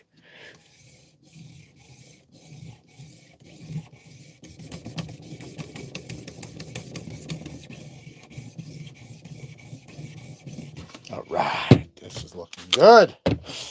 Starting to look good. We got a cloudy finish, basically. I'm going to do a couple more passes and get it blended really nicely. Going from the beginning of the stone, working my way up at an angle all the way to the tip, doing it nice and consistently so that my scratch pattern ends very consistently. Like, say if I was messing around and I was doing this and all these other fucking angles, before I'm done with that stone, I want to make sure I blend it all in like this. And as I start getting higher and higher to my finishing stones, I want to make sure all of them should do this no matter what from the start, but you especially want to do your medium grit and up, because that's going to be your last scratch. That's going to be your scratch pattern or your micro serrations. So you don't want them all over the place. You want them nice and uniform. You want them all the same consistent angle, or at least just to be consistent. This thing's going to be very sharp, though. I can tell just because, well, even with a thick edge like this, when you lower back the edge angle, like I know a lot of you guys have felt Scandi grinds, which is basically just like a thick knife with a very low edge bevel. But a Scandi grinds, man, some of those are ridiculously sharp. That's kind of the way this is going to be, because it's such a big bevel, but it's so thick behind the edge. And it naturally already had a low angle on it, which is crazy. I would think that they would just thin out the geometry and give it a little bit of a higher angle. I don't know. It's crazy. All right, let's look at it. She's looking good. Got a little corner right there we need to hit. Let's see what you guys are saying. Have you had a chance to do any more testing on S390? Just got the Gringo, and I'm loving it so far. No, I haven't. I got a lot of steels I need to test. Right now I got that 76, and then this new Crewwear steel, whatever it is. I haven't gotten that yet, but I'm definitely gonna do that one. It's difficult to test a lot of steels. You kind of have to stick with one at a time, because otherwise you'll mix them up in your head. Like, not really. I mean, I guess it's pretty easy to not. You can write yourself notes and stuff. But I find that I do better so that I'm not confusing one knife for another, or what happened with one knife for another. If I just have the same knife for like a week in a row, then everything that happened that week I know was with that. Okay, I don't know if I did the other side with this stone or not. I'm just going to hit it just in case. I think I did. Just in case if I didn't. Maybe I didn't. I don't know. Somebody rewind. Jay, do you read all the comments after the live with the timeline for... No. Oh, what? Wait, hold on. Which... With the timeline for demographic data? No, I do. Sometimes I'll just peek and I'll see who was in here, like what countries and this and that. But typically I do it based on like the month, not just that day. That's what I care about more. But yeah, sometimes I peek, but no, not like right after or anything like that. What I'm concerned about after is how many live views I had. Do you know the WorkSharp one? We had over 100,000 live views. That's crazy. But yeah, that's more what I'm worried about is the live views. How many did we get? And so on. You know, during like with regular videos that I upload, my biggest wonder is watch time, click-through ratio, impressions, things like that. Because if those numbers are good, then that's what matters. Now I do check those stats because sometimes I have to, like if I'm working with a company like for sponsorships or anything like that, they want to know those details. They want to know, you know, what percentage of your audience is male. Mine's 96, 97%.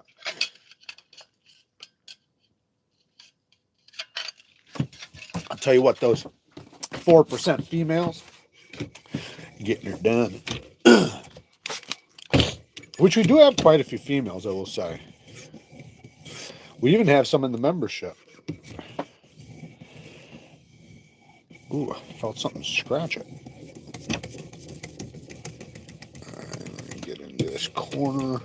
I'm canting the stone a little bit because this corner does not like to get hit with the stone flat. So I got blended in now.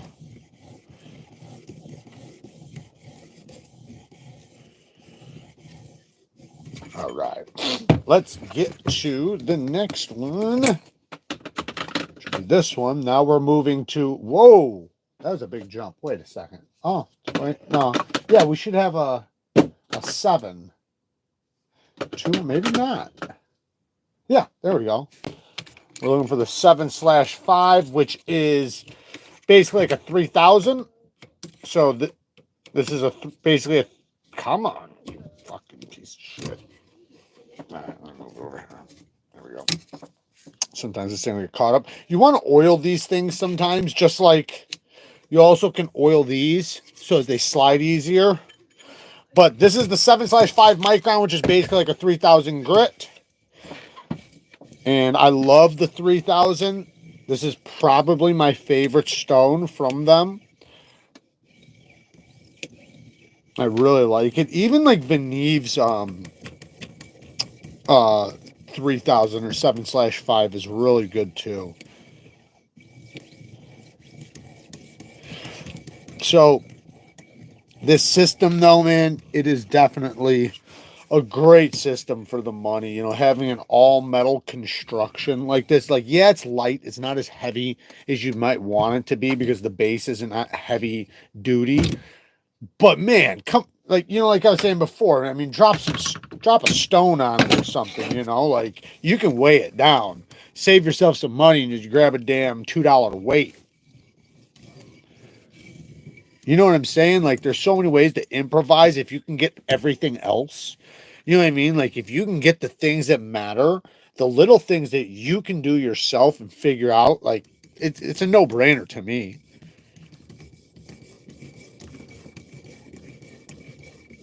There is something special about just dumping the money though. Like if you got it like that, if you do got it, it is great because it does get rid of all the frustrations. Because that's the problem. That's what you're paying for. When you're talking about like, what's the difference between a $200 system and a $700 system? Frustrations. That's it. What's the difference between a $50 system and a $200 system? Frustrations. Every dollar you spend higher, you get rid of frustrations.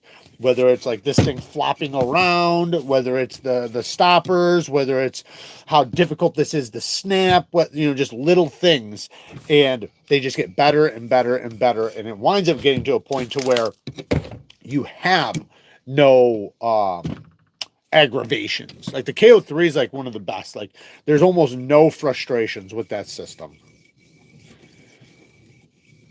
Venture Man's been a member for 19 months with the fucking Spartans. Salute to him. Any suggestions on sharpening a Microtech MSI? Yes. Using a WorkSharp Precision Adjust. It's not the professional, it's the precision. Ooh, that's going to be tough. Can't seem to get an even edge bevel, and the sharpening choil always wants to turn to a smile.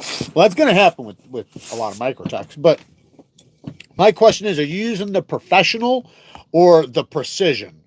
Is it just the precision or is it the professional precision? I need to know that. That's the important part about this question.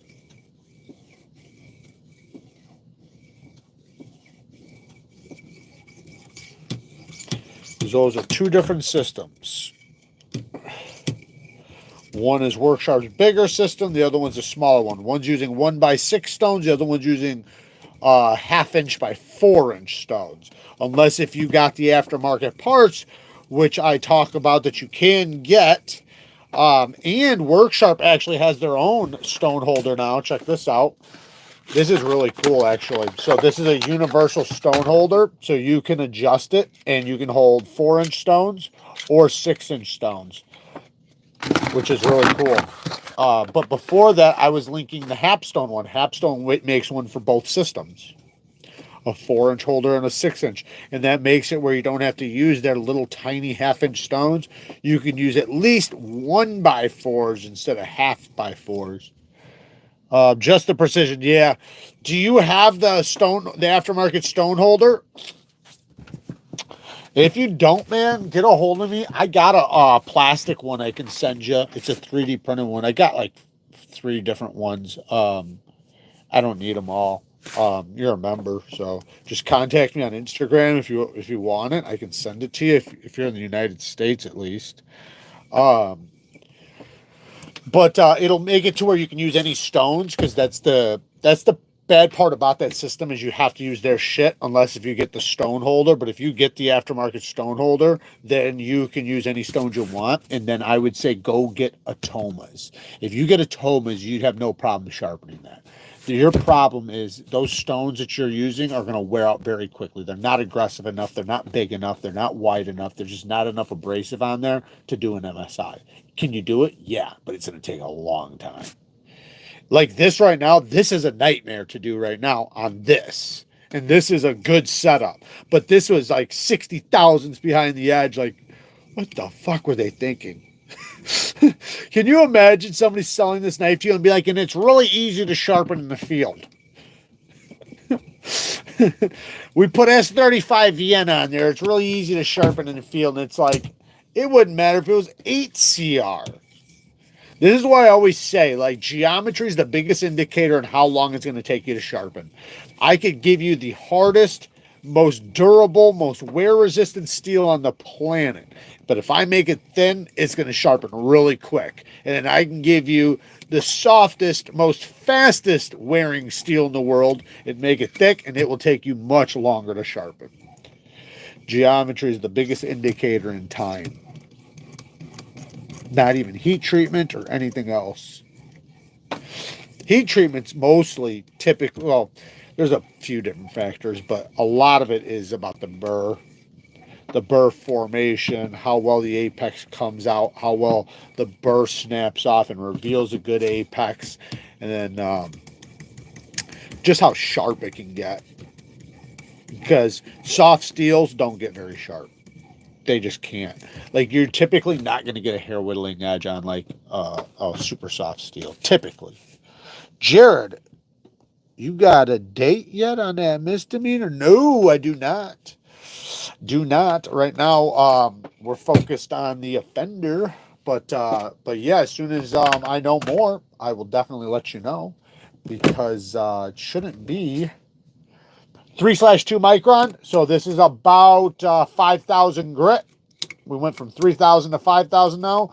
So it'll be a couple months, though. It'll be a couple months because we're going to do an exclusive with a company, and we'll potentially do our own. So we'll probably split it with a company, drop ours first, they'll drop theirs second, and it'll just be a different color combination. I am going to swap the jimping a little bit, make the jimping a little sharper on the new one, and just new color combos. But yeah, it'll be a little bit. We have a lot of stuff in the works, though. I got a new locking system in the works. I got a knife with QSP that has a crossbar lock that has a detent with it. Nobody's ever seen that. So that's something kind of unique, even though like neither one of the things are unique. They've never been done together. And then the knife is also really cool. I got a knife I'm doing in Taiwan. I got a couple other ones. I got a gravity knife I'm doing. And it is sick, man. It's going to be so badass. And then I got this other one with this new locking system. I'm trying to see what company can pull it off for me.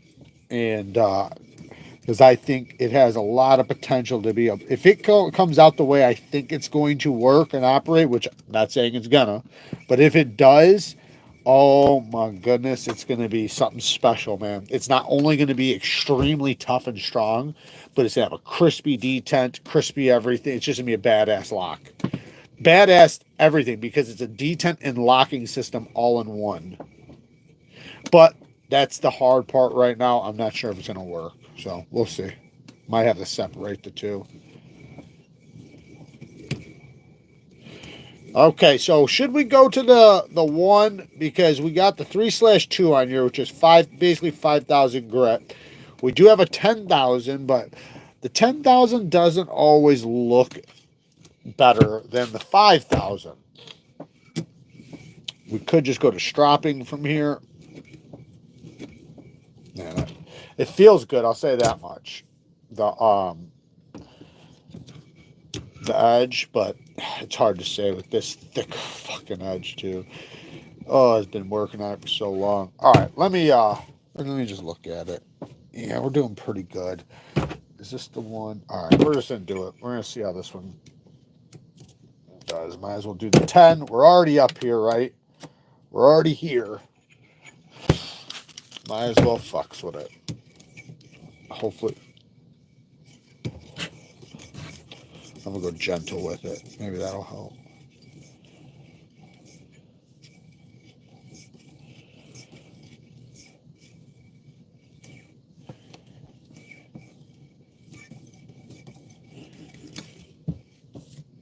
So yeah, I feel like the scratches are deeper from the 10. Yeah, I'm going back. I always say that. I don't know why I even fucking cheated myself. I could grab a Veneve right now. That'll fucking polish it right up. But this is about the same as the Veneve anyway, so actually it's about exactly the same.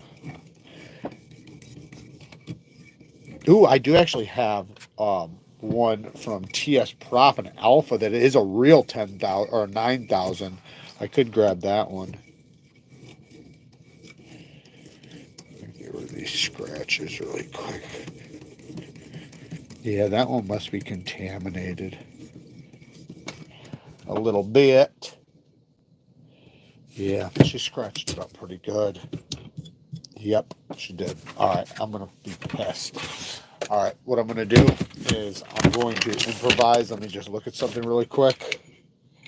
Is the thickness the exact same? Yes. We are going to shoot. Oh, shit. I got to clean that one. We're going to go from the 3 to the 9. That will do it for us. But I have to hit it with a Nagura really quick. Got the Nagura stone. So what you do is you wet these down like that. Take your Nagura. You typically want to get this wet too, but I'm just doing a fast little service. See how it's getting all clean? Bringing out the diamonds. So I'm basically bringing the diamonds out and reflattening it all in one. And then this will make it where I rarely ever have to use silicon carbide powder or anything else to reflatten it. I can basically just do it with just this, get it all done.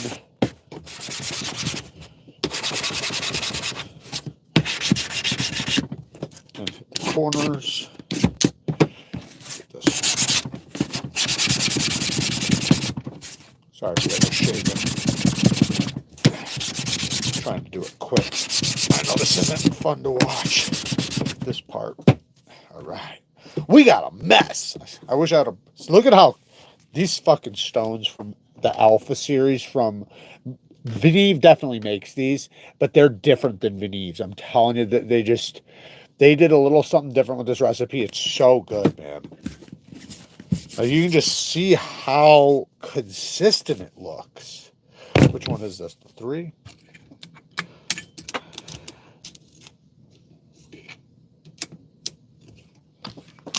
And these are resin bonded diamonds. All right, let me wipe the edge really quick so I don't have any contamination. At least, well, I guess I wiped it with the same rag, so I probably still do. Idiot. Those are some cool knives for sure. I picked up one just so I can mess with that recurve because I love my damn misdemeanor so much. That is awesome, and I appreciate that. And you know what? If you have a fixed angle system, you should have zero issue sharpening that knife. If you don't have a fixed angle system, watch my video. You should still be able to freehand it. But let's say you can't. A fixed angle system, all you got to get is you can use your regular stones. Just use the edge of them or get yourself some skinny stones. And I'm telling you, you would be surprised how in love you will get with recurve knives. Like that one, I'm telling you, bro, I've been carrying it for months and I've switched multiple times to other knives. And every time I started using the other knife, whatever knife I swapped to, I immediately wanted to go back to that one. And it wasn't like familiarity or anything like that. It was literally just because of that recurve and how it would bite into boxes. I could go around boxes so nice and cleanly, you know, and just, especially after you sharpen it, because once you sharpen any knife, that's when you really get to enjoy it. You know, I've had knives where I'm like, it's okay. The knife's all right. And then I sharpen it, and then I'm like, oh, I love this thing. So that is a big deal, putting an edge on there so that you have the edge that's going to be suitable for you. Yeah, that's going to look a lot better now. All right, we're almost done with this. Sorry, guys. I know this fucker took forever, but you can blame that on Todd because he said to do the Freeman. Steve and Bob. You should just do the Freeman. And I said, all right. It takes 6 hours to sharpen a knife. Might as well.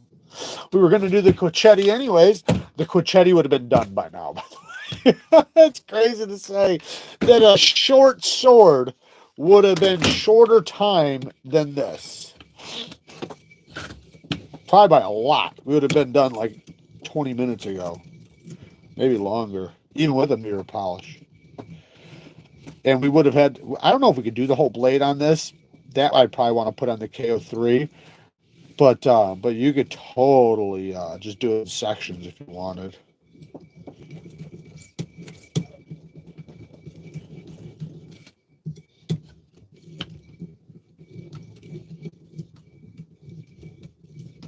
Yeah, this is looking great.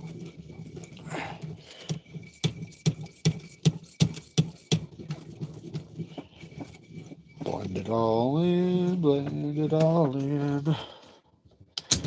One last flip right here, guys. Now we're going to strop because we don't have a burr anymore. It's 10,000 grit, well 9,000, so.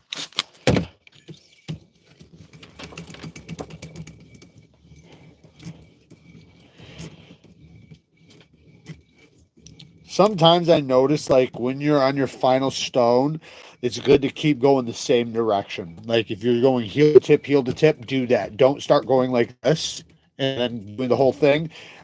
In many cases, your scratch pattern will change a little bit. That does happen when you're up to these finer grits, you know, where little things, you know, matter. If, you know, you're going to see it because it's so shiny, you know, like you see every imperfection, right?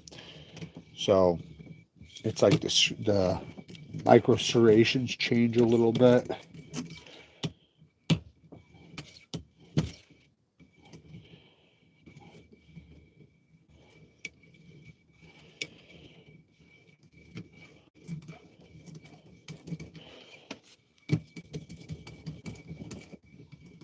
Yeah, like right there, just did it. Just go like this real quick. Let me get that damn strap. All right, so I have a few different straps here. I don't remember what micron I have. Let's see if I can find a different one. Because I want to use my half. Oh, there we go. Here it is. Here's my half.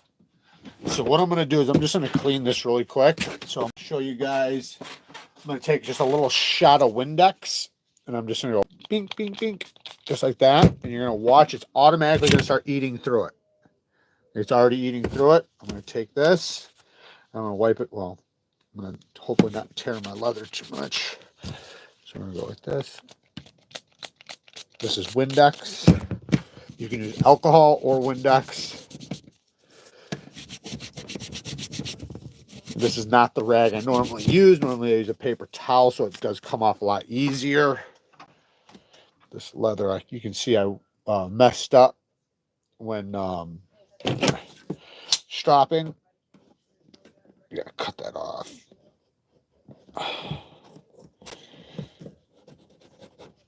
Get that fucker out of there.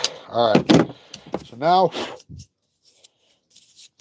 Windex dries pretty quick. Now I'm gonna shake my half a micron stroppy stuff up. I have been absolutely loving this half a micron, guys. I'm telling you, I did not give it a fair shot in the beginning, and I'm regretting it because it is possibly my favorite stuff from them now. I don't know. Like the 4 and the 6 was always my favorite. I love the 4 and the 6. But I'm telling you, this half a micron, it's doing some magic, man. It's fucking amazing. I don't know if the consistency is better. I don't know. Very clean. Think it is. It thinks. All right, now click in. This is almost dry. Give it about 30 more seconds. Yes, that's leather, and then this is a diamond abrasive. This is a diamond emulsion stroppy stuff. You can find it at Neve Knife Co. Links are down in the description. There's soapy water on the camera lens. Don't look like it. Liar. Liar.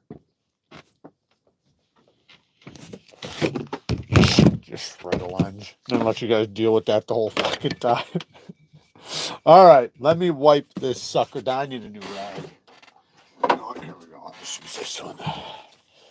It's a nice clean one, brand new one, just fresh out of a CUBEY pouch. So I have like hundreds of them. I always keep them around. I like them nice, fresh, and brand new. When they start getting filthy, I either wash them or toss them. Now, so this should be the same thickness. Oh, no, it's slightly different.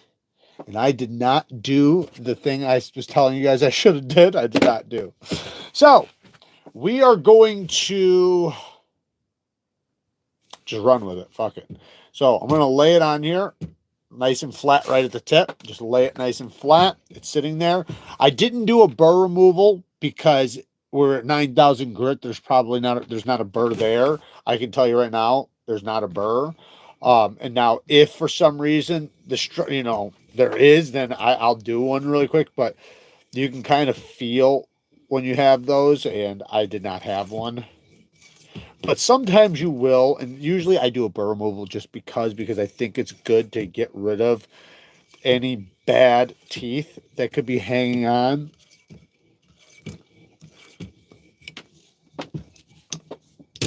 All right.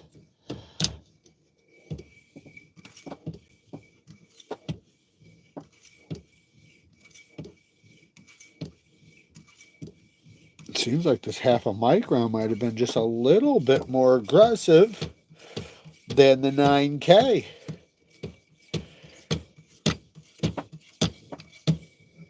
It looks great, though. It does look good. It looks beautiful, man. Beautiful, beautiful fucking edge. Let me just go back really quick. Do a couple single passes. I do have a 0.25 micron I could do. Could get it even more. Let me see. Which one?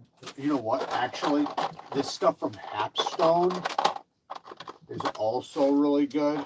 So we got 0.1. I do not know what's on this one right now, so what I'm going to do is I'm just going to wipe this one down really quick. Same damn rag. I'm going to try to use this 0.1 really quick. Hopefully it's not too contaminated. This stuff from Hapstone is also pretty good. I like my stroppy stuff the best, but this stuff is legit. It is really good shit. The only thing is it's not color coordinated like the stroppy stuff, but it is highly concentrated. What do you think about lapping films? They're good. Lapping films are awesome. I like stones. I prefer the feeling of stones. I like the feedback. I love, because with stones, you have a response. You have a feel to what's happening to the steel versus the stone that makes it have indicators of when what you're doing right and wrong that you might not get from. I'm sure lapping films have their own version of that, but I tend to prefer the stones. But I do like lapping films. I have used them and they've been wonderful. They will definitely get you to a mirror polished edge for sure. That's actually sometimes a really easy way to get to a mirror polished edge.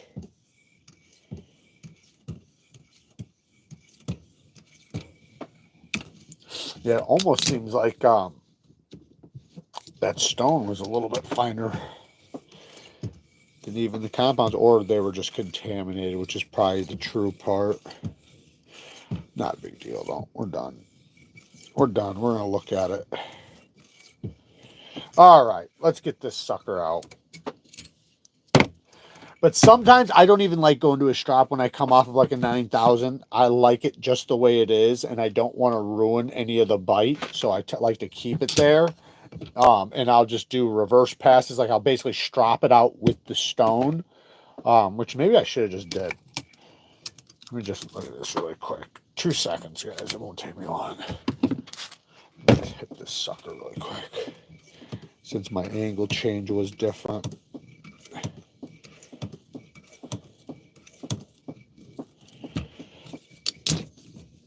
Almost done, guys. We're almost done.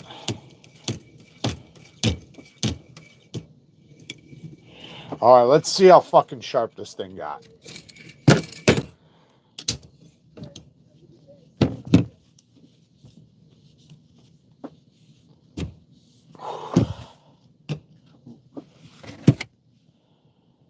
I think it was this one.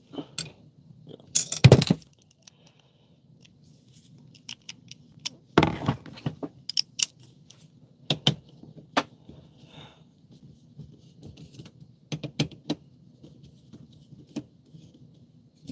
All right.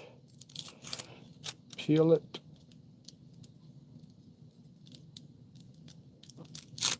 Peel it. Wipe it. Oh, yeah. She's looking beautiful. Wow. It does look good. I'll give it that. That fucker looks beautiful. Let me wipe it really quick. Give it a little. Now, I could do a hand stropping on it and really get it. Because now my angle will be correct, because that one, remember, it wasn't. This is a fresh strop. So let me just give myself just a little. I prefer freehand stropping anyways. I'm better at it, because I can watch and make sure the apex is just bare. That's the trick to stropping, guys. Watch this. I'm not hitting the edge right now, right? When you pick your angle, all you want to do is just see the shadow underneath the edge. As I lift right now, I'm lifting. As soon as, right there, as soon as the apex touches the leather, that's your angle. And then you just, once you find that, hit that. And as you're coming back, just drop your elbow to get the rest of it. That'll hold that perfect angle. But I'm telling you, like, watching the apex touch the leather, man, just the difference in how sharp an edge can get, even versus like a fixed angle. You think it's holding it perfectly, but from the leather to the stone, there's little differences. So it might not be holding it as perfect as you would like. But getting good at stropping freehand, priceless. Oh, yeah. I mean, she's sharp, but I can tell she's a soft steel. She's sharp as fuck, of course. But if she was 63, if she was like Steve Kalari's, you know, heat treatment, this thing would be like redonkulous. I mean, it is very, very sharp. So I'm not trying to say it's not incredibly sharp, but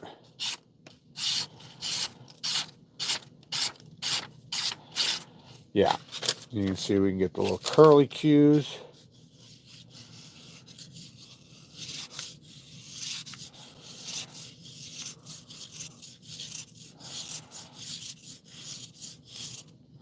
We got the little fuckers. The detent on these, listen to this thing. Amazing detent. Like, it's a strong detent for a button lock.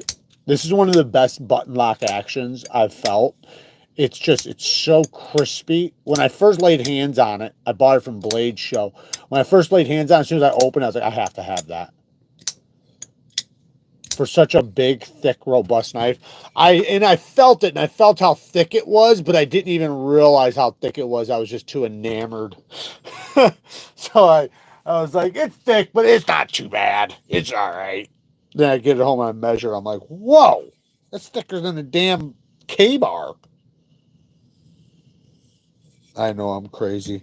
I tested it on paper, and I'm stropping it again. Weirdo. Are you really a knife sharpener if you don't do that?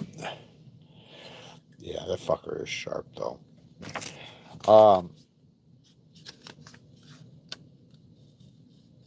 Wow. Now, that was a little tiny curly cue. You guys probably wouldn't even see it. That one you can, though. That's crazy, man. To be able to get them that, especially with something this thick.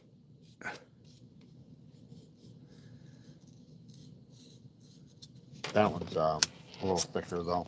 Anyways, yeah, pretty damn cool. Like I said, 15% off if you guys want to get one of these, and then wait a little bit until they come out with the new parts so you can buy all the attachments, or you can just buy the attachments from TS Prof.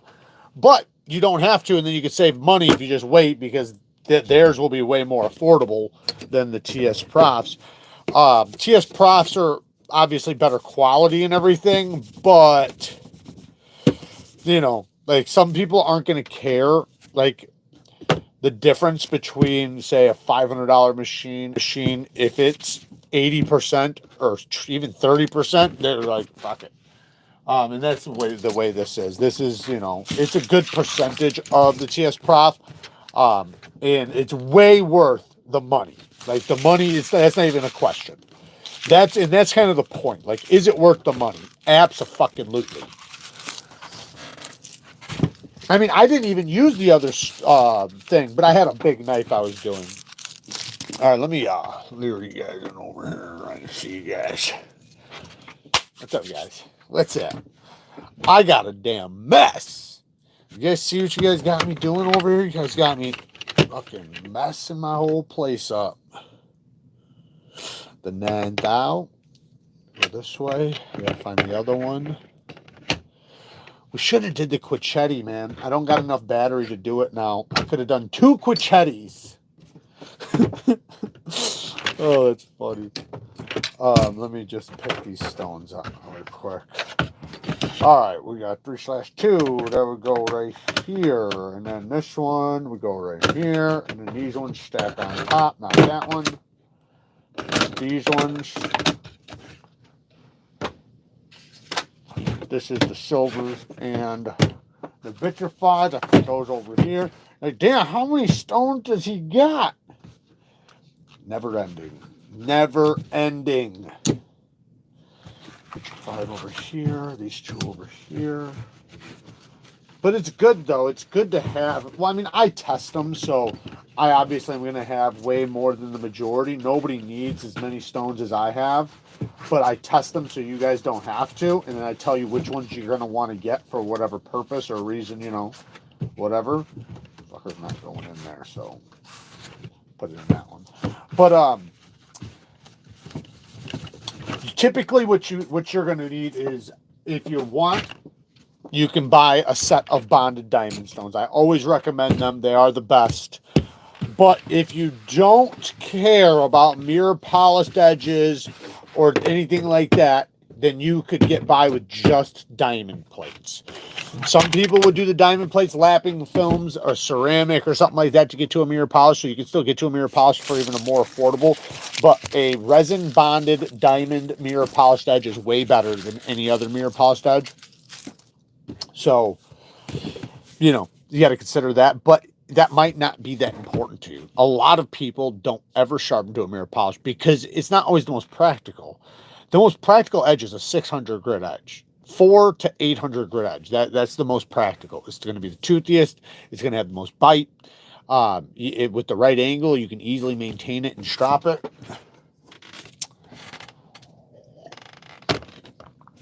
Should I be looking for more bonded diamond stones beyond what came with my WorkSharp Pro? Okay, so you have 3 stones getting you up to 3,000 grit. Is that right? Was it 3,000 or 5,000? I don't remember now.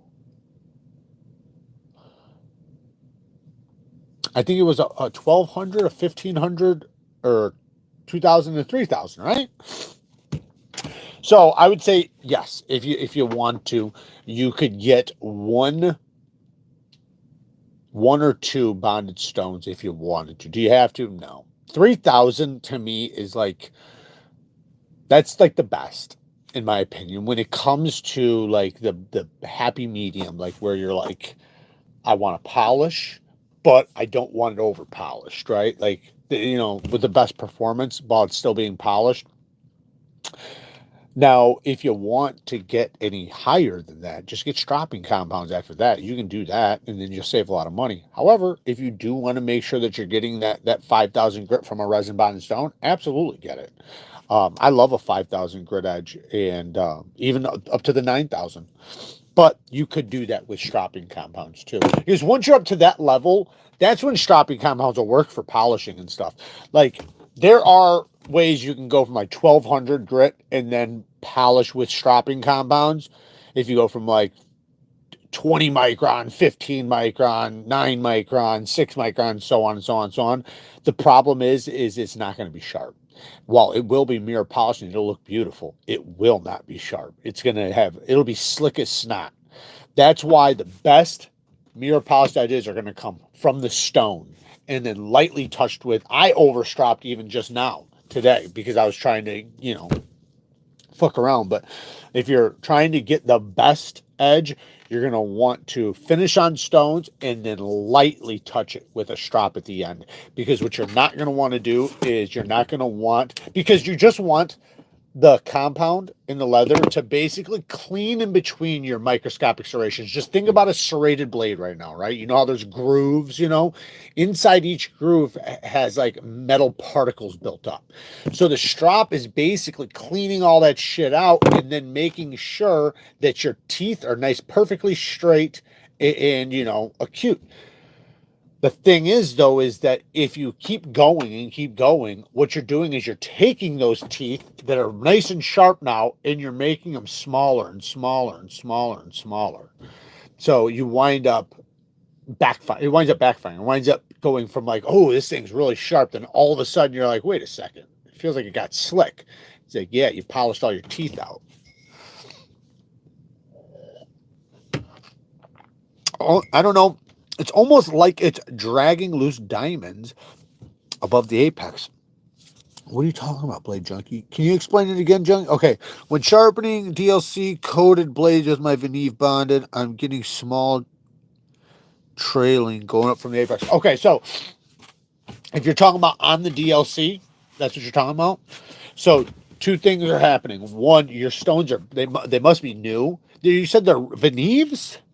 They typically don't happen with Venive. So you are probably either one, moving very fast. You got to slow down.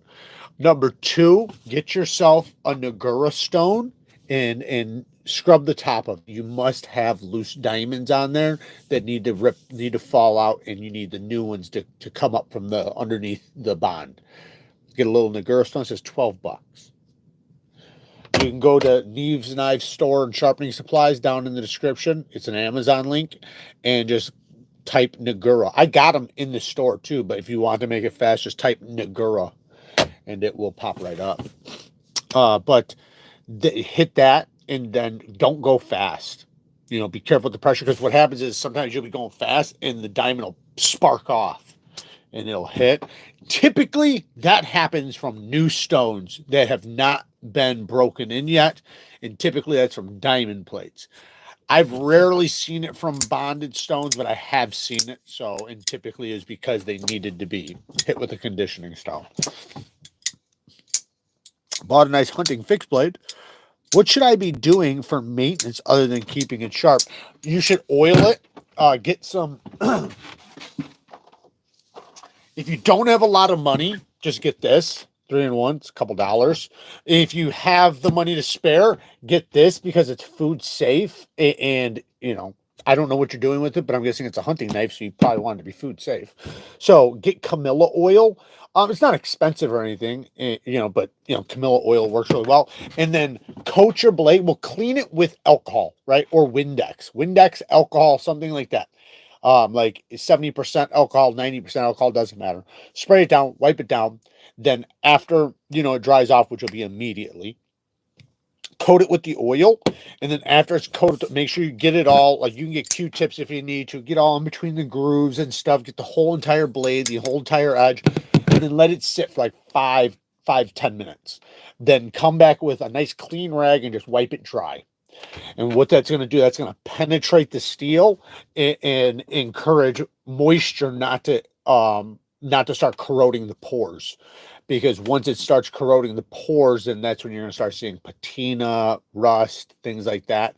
And depending on the steel, that could happen very quickly.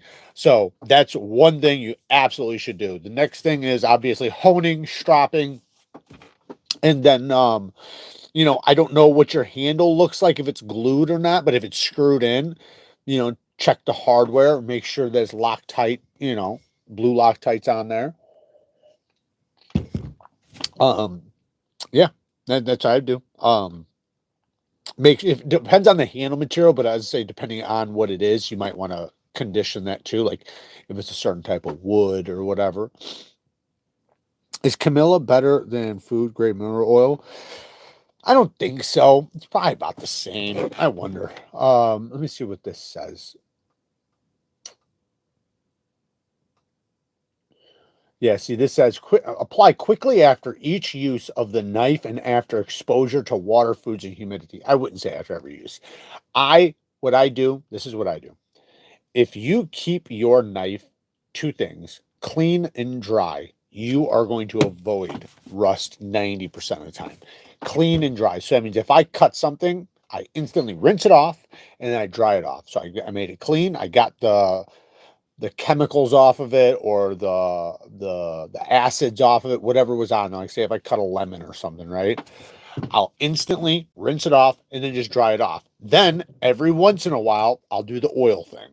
I'll, you know, like once a month, once every couple months, you know, depending on the steel. If it's like certain type of steel, I'll do it, you know, more often, but keeping it dry, keeping it clean, that's going to get rid of most things. And the more you're rinsing it off and then drying it off, you're cleaning it anyways. So you're going to prevent anything happening. And then as long as you're making sure it's dry and it doesn't, you know, you don't set it down with it still damp. Like I said, though, this stuff will prevent that stuff from seeking in. So it says it is virgin pressed from a virgin organic camellia seed oil. So it's oil from a virgin. So, you know, I don't know if your oil can beat that, but what's the best hard UCDC? Cold steel. If you want, I got a bunch of them over here. If you're looking for a folding knife, then you want cold steel. Nothing's going to beat it. Nothing. Not one fucking thing can beat. Where's my titanium one? I was sitting there.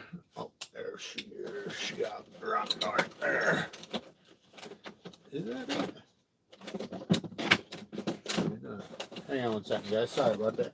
Sorry about that. All right, I fucked up. All right, so if you're talking about folding knives, then it's going to be a motherfucking cold steel, because this is the triad lock, the strongest lock on the planet when it comes to knives.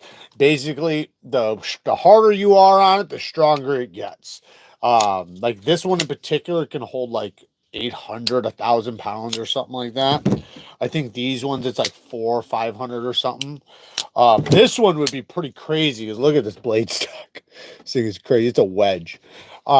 These other ones are a little bit sharper. Like this one has a hollow grind on it with the Tonto. They also comes in a drop point with a flat grind. I got that one in titanium somewhere.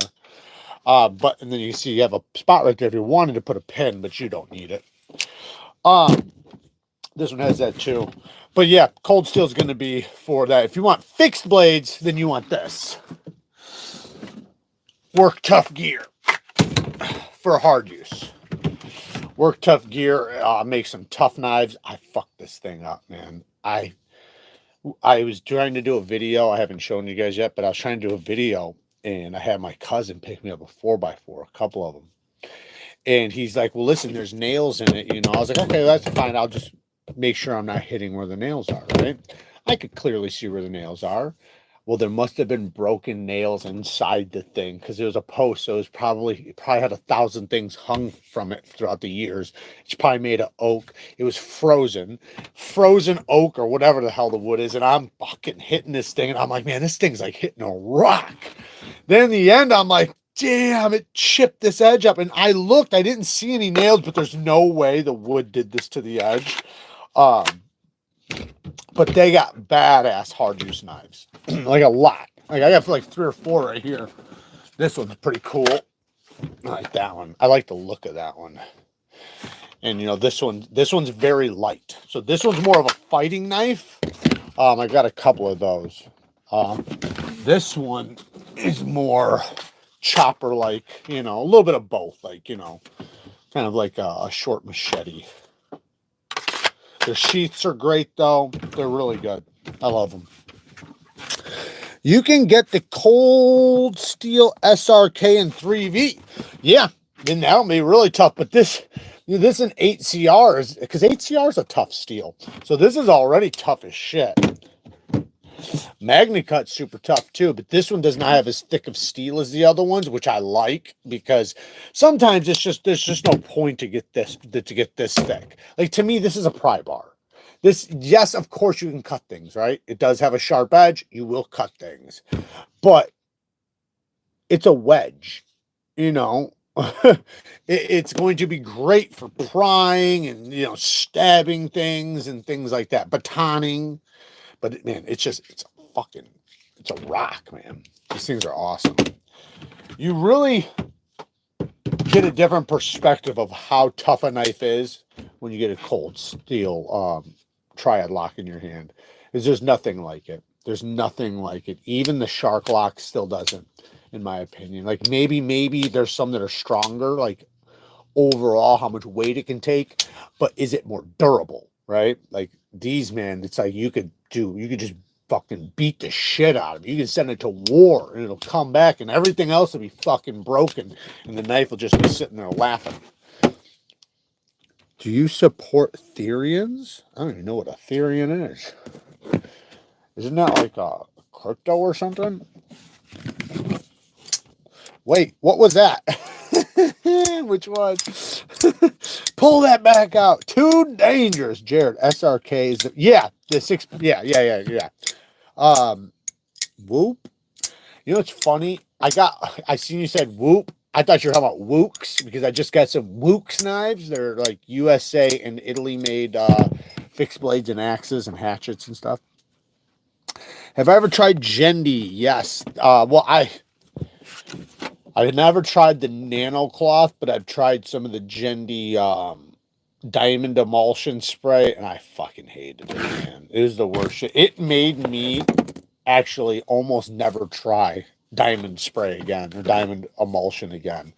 But luckily I did because it's my favorite. But that was the first stuff I tried, and it was horrible. It might have been just my bottle. I'm not huge on Wooks. They still board a lot.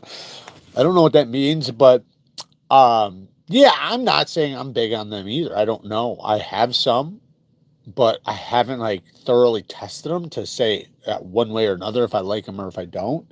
I do want to try that hatchet out, or the battle axe, whatever the fuck it is, the axe.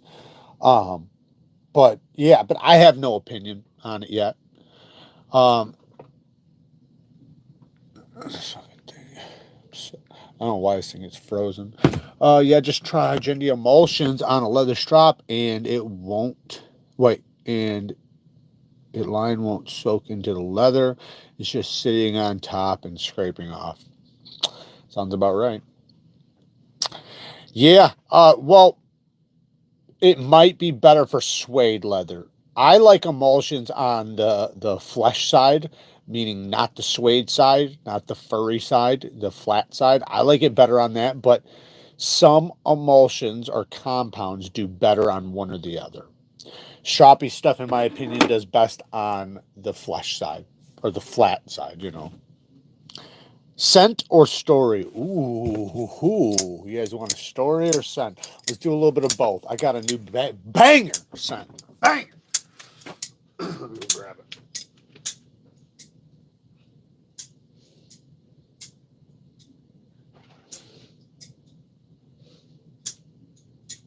All right, so this new scent is from Louis Vuitton, all right? But I was recommended this by somebody else that I believed, and they were so right. This stuff is amazing. It's called Imagination by Louis Vuitton. Now, it's a very citrusy.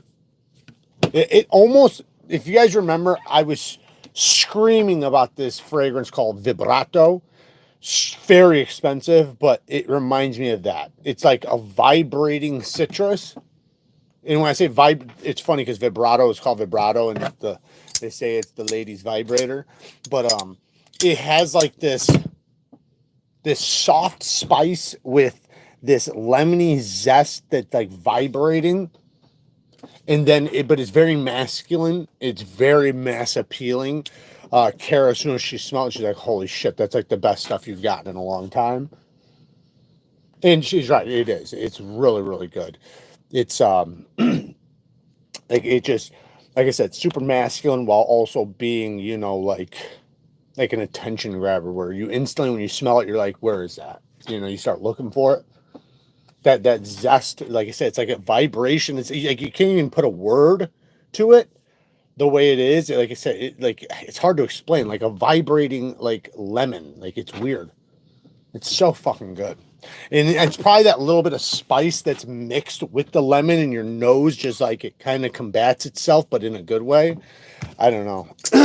I'd say diamond, but wouldn't get any resin bonded unless you have super steels. I just stick with plated. So. You could do that. You can do whatever you want. The reason why bonded diamond for the polishing does really well, even not on super steels, is because if you want a diamond edge up to a polish, because otherwise you got to get other stones up to a polish either way.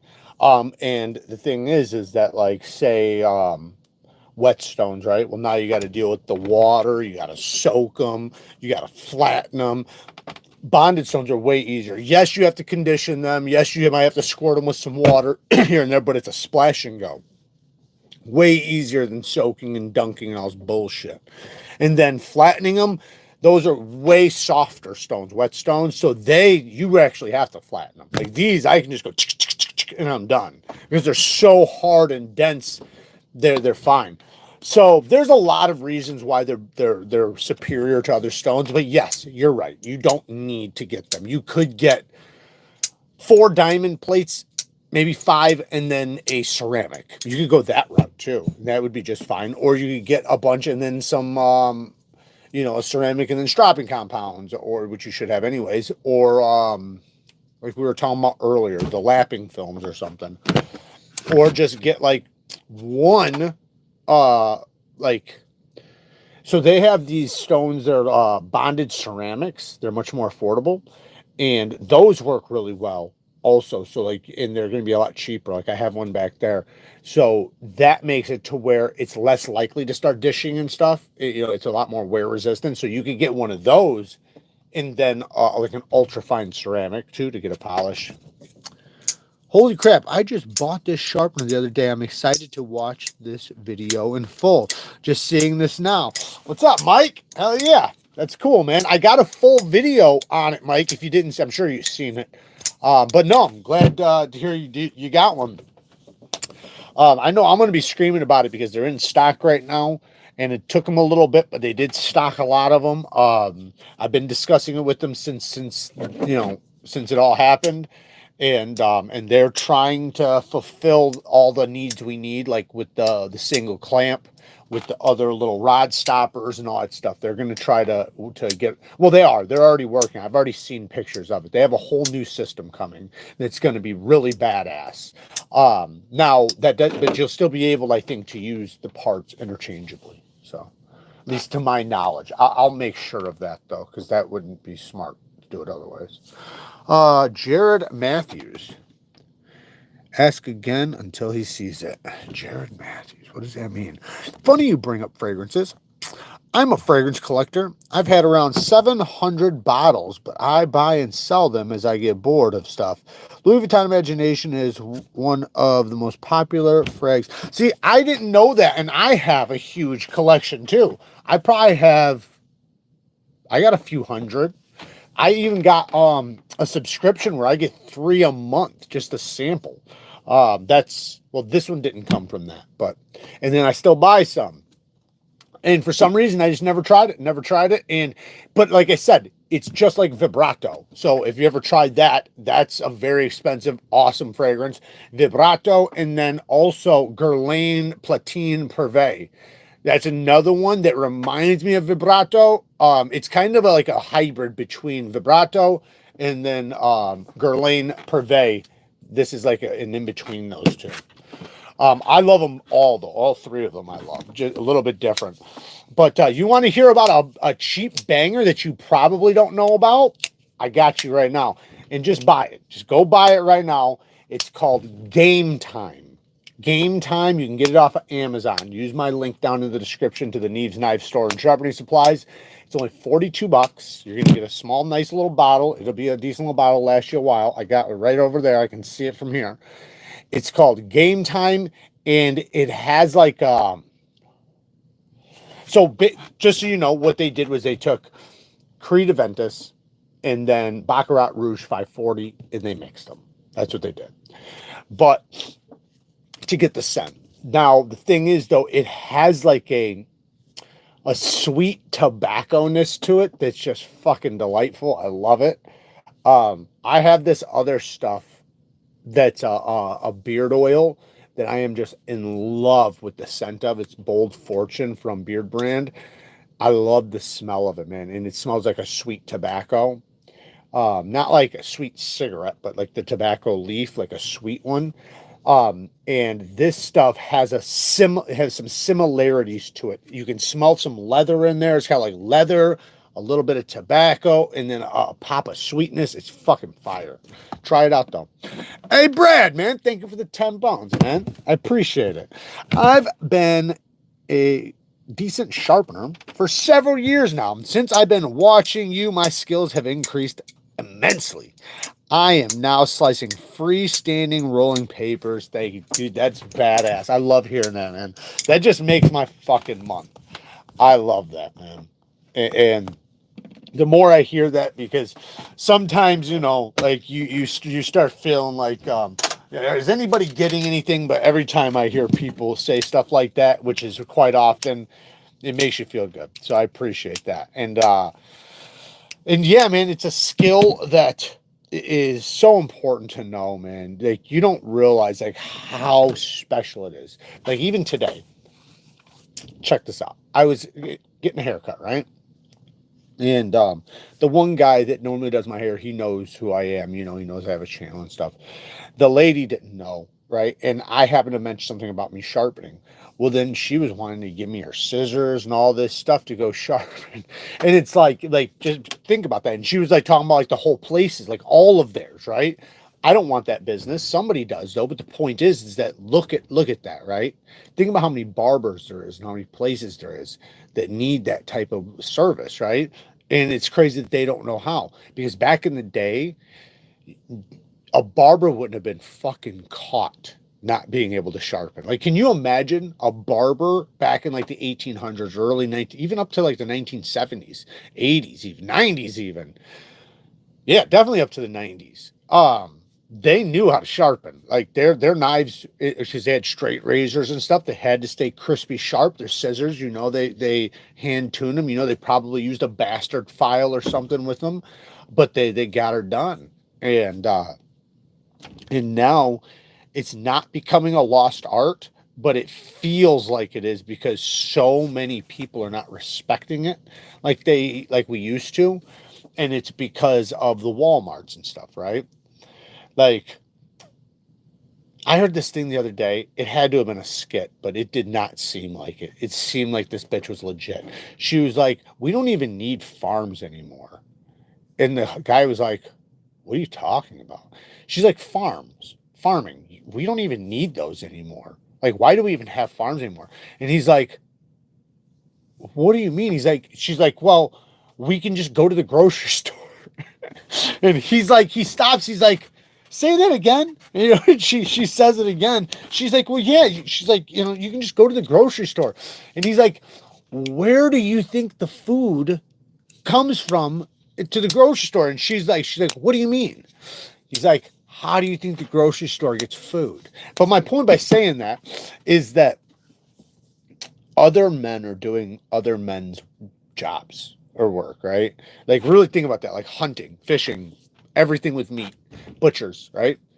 You might not have to use a knife multiple times a day because some other guy's already done it for you, right? But that guy better know how to fucking sharpen. And if something happened where you would have to do your own meat, producing, you'd have to cut your own shit up and blah, blah, blah. You're going to be caught with your pants down because you're going to have a dull fucking knife. You're going to be trying to hunt and cut game up and everything with a dull knife. So it's just good to know how to do it. It's good to pass down to the next generation so that they know how to do it, because it's going to come to a time where we're going to need survivors, right? You're going to need kids that can survive and men that can survive and survive through anything. And that takes a knife. No matter how you slice it, nobody's surviving without a knife. You need a knife. You got to. It's impossible for us to even survive without them. With the iPhones, rockets to the moon, fucking electric cars, doesn't matter. All that shit can exist and then go away, and it won't take away our survival. But what will is not having a knife. So it's imperative to our survival. So I think it's important, like, to have respect for it, right? Like, I also think that a lot of us men, our ancestors probably died in battle, by battle axes and swords and knives, and probably killed a lot of people. So I think it's just in our DNA too, to respect and love. And, like, when I think about like swords and stuff like that, especially of ancient times, I think about like heirloom pieces being passed down. Like, say your grandfather fought in battle with it, and then he gave it to his son, and then he passed it down to you. Like, your grandfather went to war with that fucking thing, and just the story behind it. And then also, you were recognized by your knife, right? Like, if you had a certain type of knife, everybody around could see you were a peasant. You know what I mean? Like, but if you had a certain type of knife or a blade on you, everybody knew right away, oh, you're somebody. You know what I mean? Or like, this guy's a fucking killer. Like, you already know because of the type of, because just like now, we make knives out of the best the best materials on the planet, right? We always have. No matter what time in history you go to, at that time, we were making knives out of the best. Bronze Age, we were using bronze, right? Brass and copper and shit. Then once we got to steel, you know, like the Iron Age, we wound up getting past that. Then we were using that. I think there was places in like Alaska and stuff, they had meteorite before, like we were really using iron, and they were using that. Like at the time, like that was like, obviously it was out of this world, right? It was a meteorite. So yeah, I think that that's cool that we still do that today, making them out of titanium and super steels and, you know, all this crazy shit. Fixed angled versus freehand. I got a video on that if you want to check it out. I have a full video going through all the details. I prefer freehand. I do think that there's something special about it, but I also find it therapeutic. I love it. I love having the ability. Not everybody does. If you're not passionate about it and you don't care about that part, get a fixed angled system. It'll be way easier. You will have a way easier time. Your edges will come out way better, way faster. But if you put in the work, then freehand's the best. But you have to put in the work for that. Contos on fixed angled system.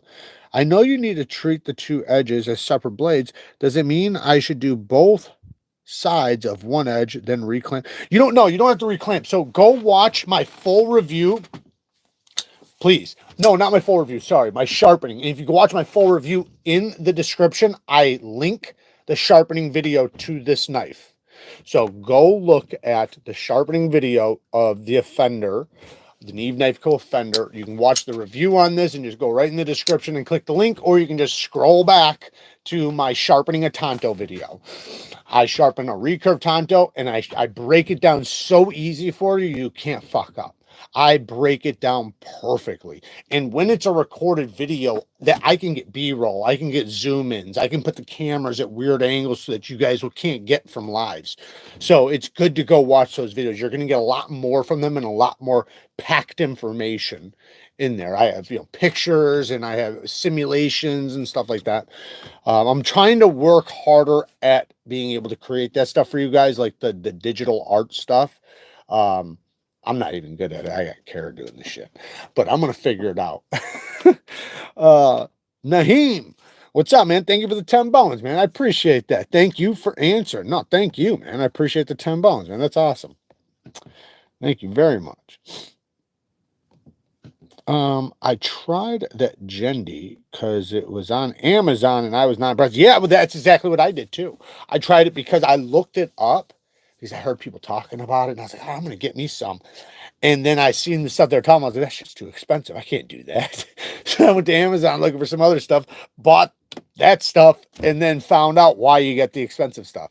Because the cheap stuff, you're just going to waste your money on anyways.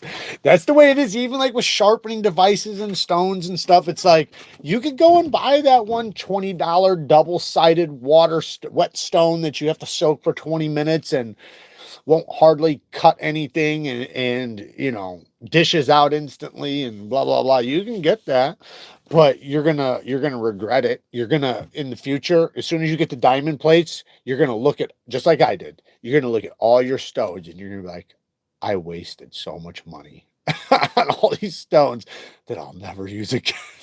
Because diamonds are just, they cut faster. There's no mess, there's nothing. Like, you literally just grab,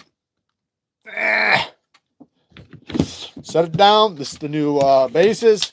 Whip your knife out and get to work. That's it.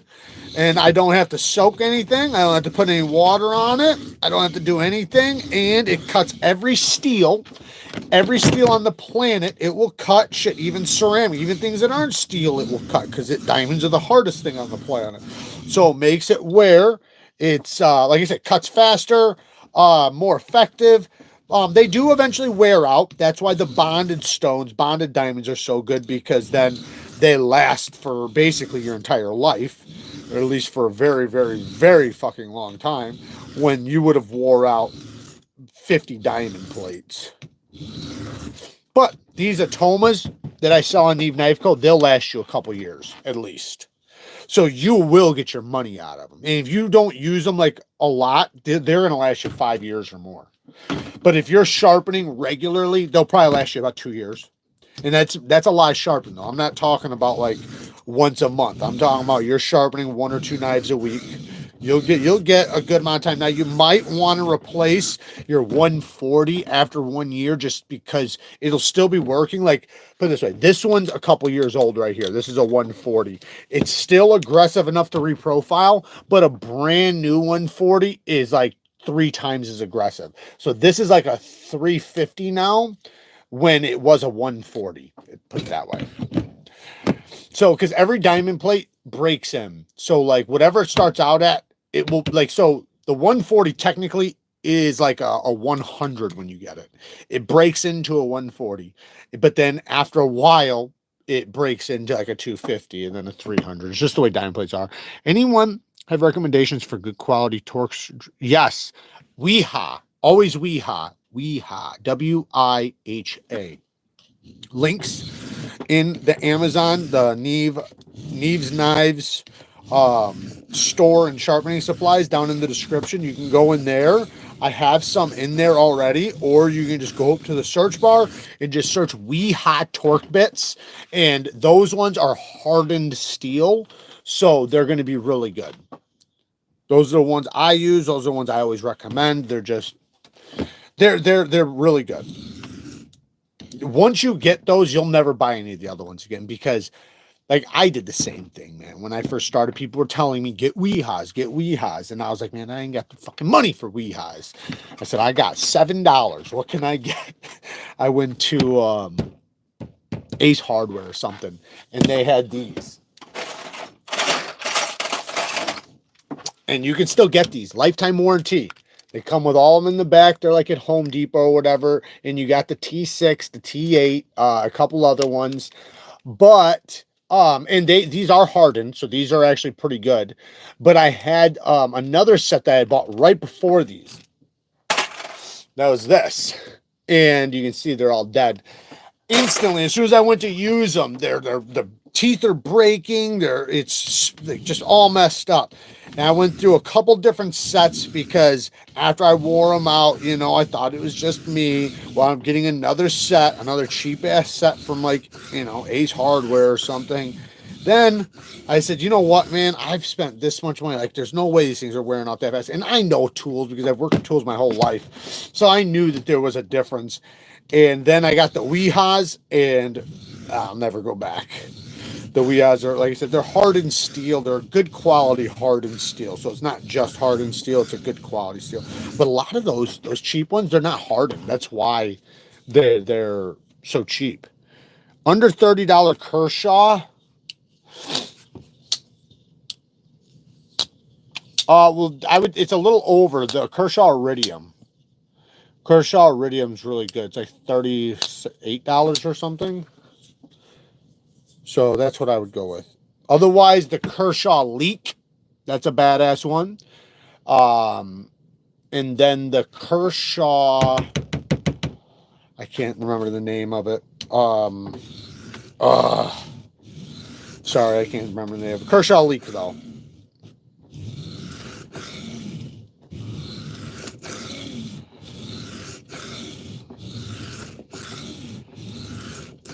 Brad, thank you for the 2 pounds, man. WIHA uses M4. There you go, baby. See, it's M4.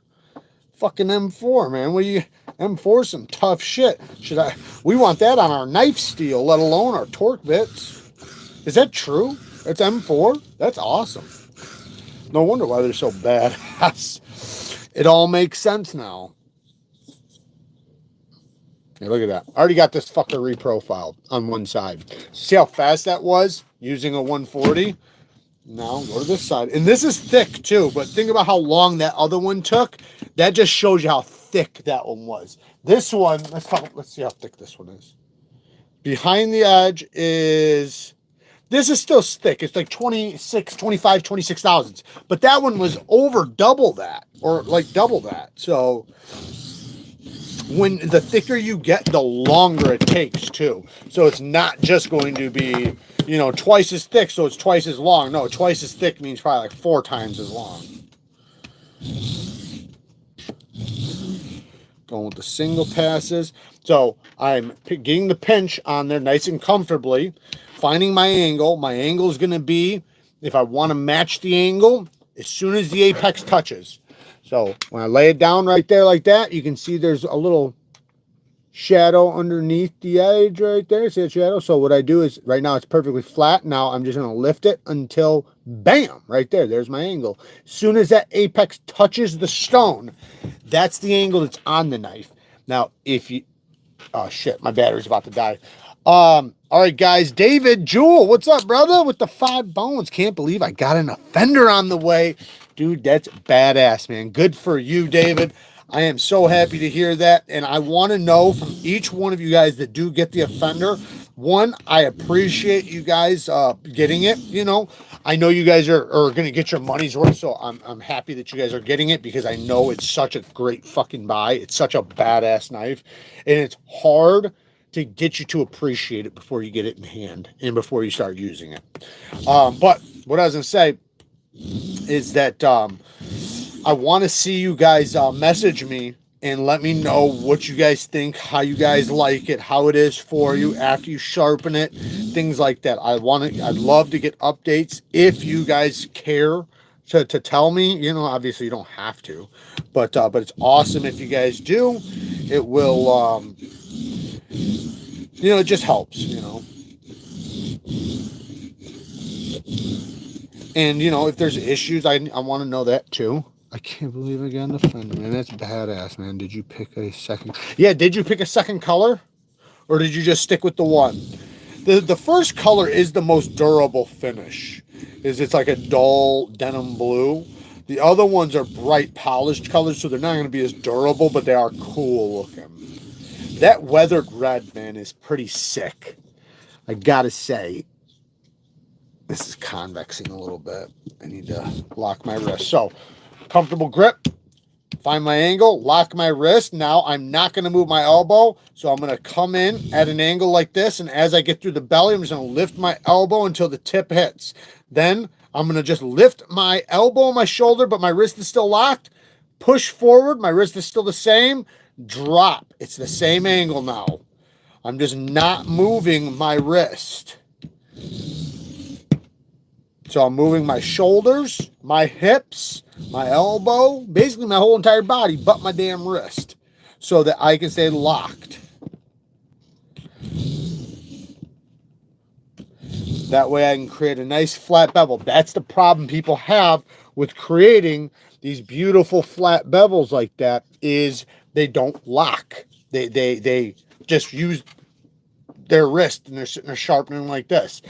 That you can't hold. How can you hold a perfect angle like this thing, right? How can you hold a perfect angle like this thing if you're fucking moving the thing that you're supposed to be, you know, holding? And then you can also use your thumb as an indicator if you need. That will help you get across that stone nice and flat. But all right, guys, we're about to die. So I appreciate you guys joining me. We did almost 3 hours. Yeah. I appreciate all the donations tonight, guys. All the members, shout out to you guys. Thank you guys for the support. Don't forget, this weekend you will be having the mystery box giveaways. We got 5 of them for you guys. A bunch of shit in each box for you. A lot of money in each box. You guys know that. Well worth the amount you spent for the fucking month. And I, what else? There was something else. Oh, members live tomorrow. We have a members live tomorrow. And then this weekend will be the giveaway poll, like probably Saturday or something. Cause I'll have to video it. I guess I could draw it live. I don't know. We'll see. But there you guys go. Thank you guys for joining me. Thank you to everybody who joined. Thank you guys for all the donations. I love you guys. I appreciate all the love and support. We should have did story time. I'm sorry we didn't. My phone's about to die. I forgot. And again, you guys got me talking about fragrances. Work hard, stay tough. Until next time. Peace. Bang.